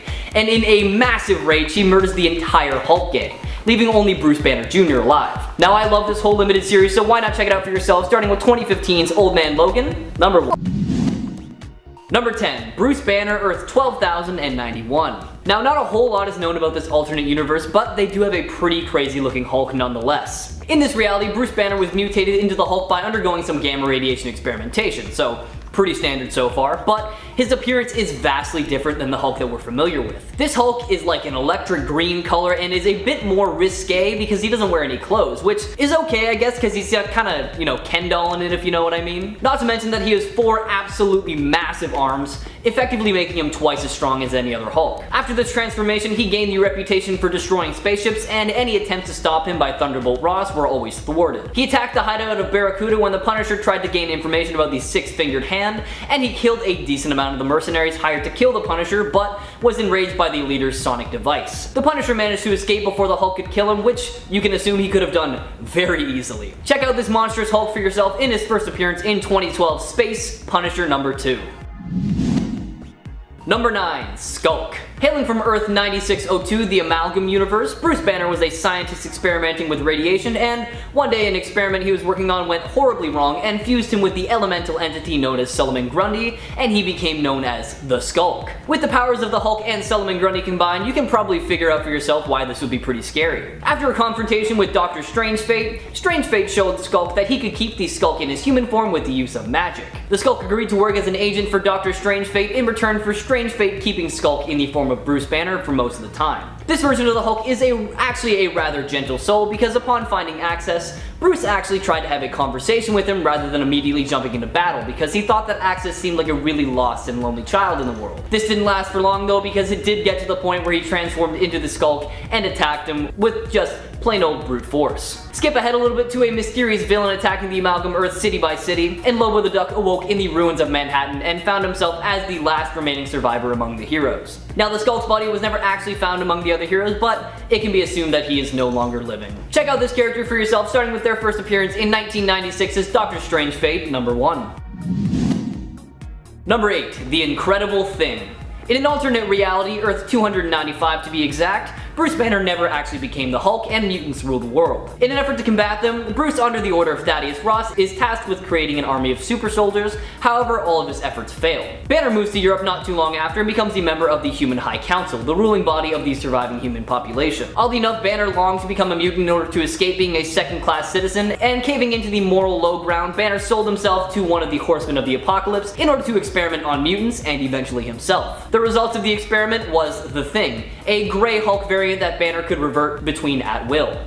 Ben Grimm and Sue Storm were the first to encounter the Thing, and Sue shot him in the side of the head. The Thing fled and turned back into Banner, but neither Sue nor Ben connected the two events together. Fast forward a little bit to when Bruce, alongside Tony Stark, is escaping the Earth's orbit, and we see humanity under fire from a bunch of missiles. They were able to destroy all except for one, an adamantium bomb that Bruce had invented himself. So, as the Thing, he jumped out of the spacecraft and diverted the bomb so that no one would have to die from it. Forcibly reverting back to his human form, he fell down to Earth and was captured by Apocalypse. After an unidentified period of time, he revolts against the Alphas and Apocalypse, but sadly this ended in his death. Check out this Bruce Banner for yourself in 1995's X-Universe number 1. Number 7. Infernal Hulk. Are you familiar with Earth 11,638? It is an alternate universe that is seemingly a utopia because Spider-Man's loved ones are still alive, and Bruce Banner finally separated from the Hulk, and Wade Wilson never had to become Deadpool. However, he did end up becoming the villain Deathmask, but we'll just sort of, gloss over that one. After Bruce Banner became Dr. Banner, the Sorcerer Supreme of this universe, he separated himself from the Hulk and banished him to Hell, where he became the Infernal Hulk. When the Bruce Banner of Earth 616 traveled to this universe with Spider-Man and Deadpool, the Infernal Hulk was able to get free from Hell by trading places with the Hulk persona of Earth 616's Banner. He immediately went after Bruce, who was saved by Spider-Man and Deadpool. Together with his counterpart, Spider-Man and Deadpool, the Sorcerer Supreme Banner came up with a plan to defeat the Infernal Hulk once and for all by reversing the banishing spell and then snapping Bruce's neck before the Infernal Hulk could take control of his body. Check out this devilish Hulk for yourself in their first appearance in 2011's Deadpool Annual number 1. Number 6. John Eisenhart. On Earth 928, the alternate Earth that is set in 2099, and it is a vastly different world than we are familiar with because the Age of the Heroes has ended and much of the world is run by violent and evil companies. Head over to Los Angeles and we meet John Eisenhart, the Hulk of 2099. John gained his Hulk-like abilities from the Knights of Banner, a cult that worshipped the original Hulk, who wanted nothing more than to create a new Hulk. Their Gamma gun accidentally fired and hit John, and he was transformed into a 12-foot tall Gamma Beast with razor-sharp claws and fangs, a long tongue, and massive muscles. Hulk 2099 dedicated himself to defending the people from monsters like Draco and became a leader in a rebellion against them. After President Victor Von Doom's takeover of America, John stole a Gamma device from one of Doom's henchmen in order to keep it from Doom himself.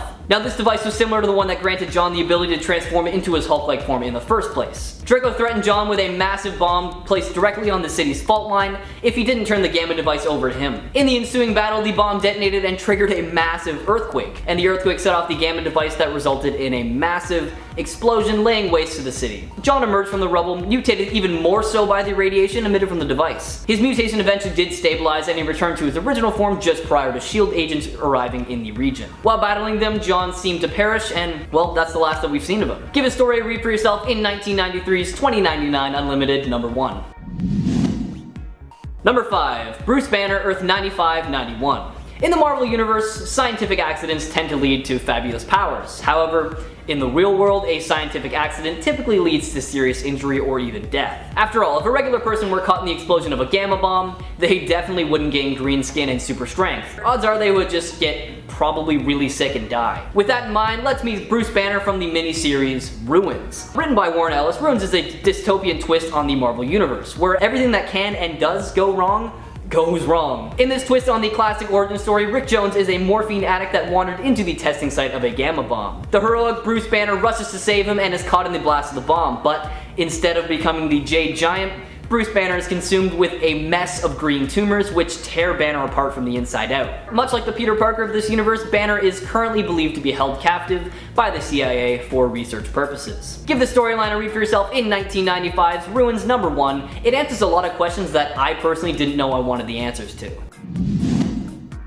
Number 4. Hulk Earth 2081. After a war which ended in a violent nuclear holocaust that wiped out all life on Earth, wanting to get away from the few remaining survivors would return to the Gamma Cave in New Mexico, where he'd seal himself off with a boulder. Many years later, Bruce would free himself from his imprisonment by a recorder, who was sent to record the demise of humanity at the request of a number of races. Though Bruce at first assumed they wanted to learn from humanity's mistakes, the recorder then informed him that they just wanted to make sure that they were all actually dead. Though Bruce at first refused to believe that everyone was dead, asking if there was some kind of joke, he soon came to accept it. He would then ask the recorder if he was going to kill him as well to, be sure. And the recorder then asked Bruce if he wanted to die, to which Bruce then responded, no, why would I want that? Bruce spent the next several years wandering across the ruins of the old cities trying to remember what he could of the old world. Later, Bruce suffered a painful heart attack, and how much his punishment resembles that of Prometheus, the last Titan, condemned to stay forever alive even while animals devoured him.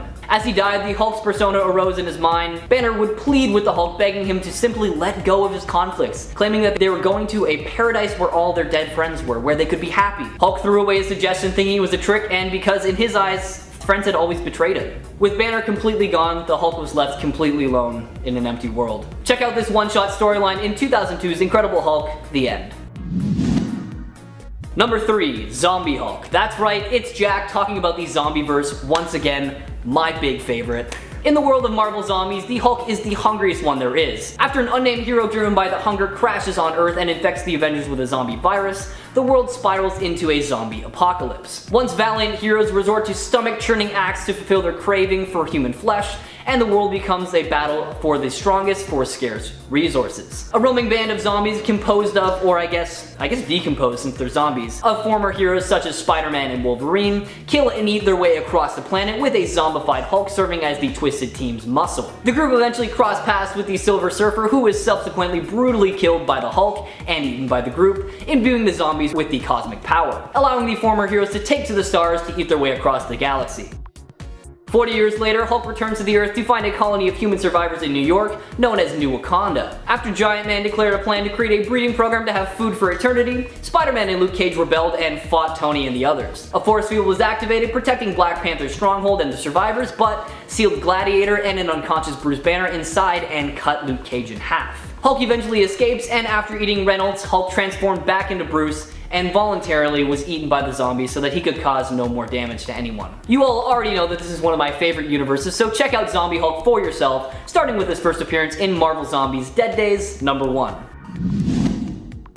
Number 2, Maestro. While the Hulk has traditionally served as a tragic anti-hero, the supervillain known as the Maestro serves as a reminder that the Hulk is really only one bad day away from becoming the most dangerous foe mankind has ever encountered. This alternate future version of the Hulk hails from a Earth ravaged by nuclear war. Driven mad by the death of his friends and from continued exposure to radiation, the Hulk christens himself the Maestro and appoints himself the ruler of this war-torn dystopia. Retaining the intelligence of Bruce Banner, but with the enhanced strength brought on from the radiation, the Maestro rules unopposed, splitting his time between torturing those who have crossed him and admiring his trophy room filled with the weapons and costumes of his fallen comrades. When the modern day Hulk is sent forward in time, he ends up clashing with his future self, eventually triumphing over the cocky Maestro. While the Maestro hails from a possible future, the Hulk lives in constant fear that one bad move could put him on the path to becoming this tyrannical ruler.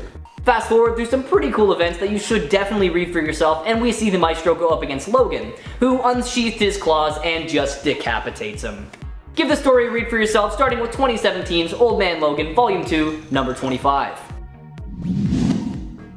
And number 1, Pappy Banner. This version makes me so uncomfortable, it's not even funny. So similar to his 616 counterpart, Bruce Banner of Earth 21,923 began as a hero, or as much of a hero that the Hulk can be. No one really knows how or why or when, but Bruce Banner had a very drastic shift in personality and became a villain, many believing it to be probably because of the prolonged exposure to radiation. When the villains took over in this alternate world, Banner joined in on the hero slaughter, eliminating Thor and so many others. Banner later took over a large portion of California and Nevada as his own and named it Hulkland. He also made the decision to mate with his first cousin She-Hulk and sired a group of inbred Hulks called the Hulk Gang. Through intimidation alone, they forced people living there to pay rent or face having their property taken and even death. One of the people that was extorted was Logan, who had become a pacifist at the time. Number 10, Captain Last. You'll learn pretty early on in this list today that the Captain America legacy isn't always carried on by the most deserving. Sometimes it's taken up by a terrible warlord, and that is exactly what happened in this case. On Earth 13,153, humanity makes its last stand in the only place strong enough to survive, Brooklyn. The former Spider-Man Miles Morales leads the last of civilization into the future against the evil that is still very prevalent in the world. Captain Last is the leader of the One America Army, a group of militant scrappers based in the tri-state area following the Earth's decimation by the germs. Basing himself off of Captain America, Last also gains his powers from a super soldier serum, though it's not really explained when or how, and he wears a costume that resembles Cap's signature look, shield and all. Last and his army attacked a caravan carrying supplies from Jersey City to Brooklyn, but were defeated by Spider-Man and his allies. Somehow they were able to find a way to merge Captain Last with a germ, allowing them to break through Brooklyn's defenses and evade the city. Captain Last sought out and battled Spider-Man, but Miles used his powers of bioelectricity to kill the Captain once and for all. Check out this monstrous Captain for yourself in his first and thankfully last appearance in 2020's Miles Morales: The End number 1. Number 9, Captain Zealandia. A Captain America alternate hailing from Earth 616, Captain Zealandia is one of Arnim Zola's mutated clones of Captain America that was exposed to negatively charged gamma rays. Captain Zealandia possesses all the powers you associate with Captain America, such as superhuman strength, stamina, and agility, but they're all amped up a notch thanks to the gamma rays that they were exposed to. They also carry around a shield that resembles Captain America's, however it is a different color scheme, is made of an unknown material, and has sharpened edges that make it look kind of like a buzzsaw. This storyline takes place after Steve's return from Dimension 7, a world of mutates created by Zola where Steve had been trapped for 11 years. This storyline takes place after Steve's return from Dimension Z, a world of mutates created by Zola where Steve had been trapped for 11 years. Steve is awoken and tortured both mentally and physically by Captain Zealandia, so much so that Steve gets to a point where he's had enough and just impales Captain Zealandia with a shield. This didn't actually get rid of our Cap variant though, because he later resurfaces as the leader of the Unvengers, a team of mutated clones based on the Avengers including Iron Man, Hulk, and Thor. Check out this scary looking Cap clone for yourself, starting with his first appearance in 2013's Captain America Volume 7 number 4. Number 8, Captain Mexica. From Earth 1519, a reality where the Aztecs had never been conquered, comes a Captain America variant that is pretty freaking scary looking. Not a whole lot is known about Captain Mexica's background, but it is assumed that it's similar to Earth 616's Captain America because they seemingly have the same powers and similar gear. At some point, Captain Mexica found their way to Earth 616 and they were immediately caught and put in stasis by the Alternate Reality Monitoring and Operational Response Agency, or ARMOR for short. After a zombie Morbius was found to be impersonating his mainstream counterpart, he began infecting ARMOR agents left and right, turning them all into zombies. In this process, Captain Mexico was freed from stasis, infected, and began feasting on ARMOR agents as an ever-hungry zombie. After having his fill, he attacked Machine Man, who cut him in half, seemingly killing him. However, it was not confirmed, since he's a zombie, and hasn't really made an appearance since. Give this zombie captain story a read for yourself, starting with their first appearance in 2009's Marvel Zombies 3, number 4. Number 7, Steven Rogers, Earth 70,105. In the 5-issue limited series Bullet Points, we are shown an alternate reality where Dr. Erskine is killed the day before implementing the Captain America program. Still very sick and with no other option, Steve volunteered himself for another top-secret government project known as Project Iron Man, and I think you know what that means. Steve's body is bonded to a giant suit of armor that resembles the Mark I Iron Man suit, and with this suit he is able to fight for America in World War II. Thanks to this new outer shell, he is able to simulate the powers and abilities that his 616 counterpart gained from the super soldier serum. However, I feel this was a huge sacrifice because his skin was literally grafted to the suit. Years later, he was finally freed from the suit, but that did not last very long because he was forced back into it in order to fight Peter Parker, the Hulk of this universe. Bruce Banner is actually the Spider-Man in this universe. It's a really interesting and smart switch that the writers did, and I really liked it a lot. But Anyways, sadly in this fight with Peter, Steve dies because of the sheer strength that the Hulk possesses. Highly recommend you give the storyline a read for yourself, starting with 2007's bullet points number 1. Number 6, Baron Blood. You're probably familiar with John Falsworth, the Baron Blood of Earth 616. You know, the young adult who got turned into a vampire by Dracula himself and then had his body mutated and altered by German scientists? Good, I'm glad you know who he is because that is not at all who I'm going to be talking about. I am actually talking about Earth 8101's Baron Blood that hails from the Marvel Apes universe. Don't worry though, this Baron still possesses all of the powers and abilities of his 616 counterpart, and he is also said to be at the peak of gorilla physicality. Revealed to be the one who is responsible for the vampire invaders, he ambushed Captain America, took his form, froze him in an iceberg. Continuing to turn other inhabitants of this universe into zombies, he became the leader of the Ape Avengers, which, funnily enough, contained a lot of reformed supervillains. He secretly plotted to enter Earth 616 for further food, and to accomplish this, he killed his world's version of Mr. Fantastic to gain access to tech that would allow him to hop between worlds. During the final battle between the Ape Avengers and the Outcast, Baron Blood wounded Speedball, which forced Gibbon and Fiona to take Speedball with them to Earth 616. However, Baron Blood didn't end up making it too far because he was later killed by Ape X. Check out the Ape Avengers and the Marvel Apes universe for yourself by checking out 2008's Marvel Apes number 1. Number 5, US Agent.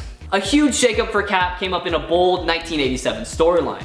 When a government commission declared that Steve had to do their bidding to continue as Captain America, Steve was obviously resistant because, who says his ideals are necessarily going to line up with theirs? He decided to just quit the whole role altogether, and the commission turned to John Walker to become the new Cap. However, he was much more brutal and short-tempered than our lovable Steve Rogers. Thanks to his power broker enhancements, Walker possesses basically all the same abilities that Steve has, not to mention he is a military-trained fighter and also trained under the Taskmaster at one point to hone his gymnastic and acrobatic skills.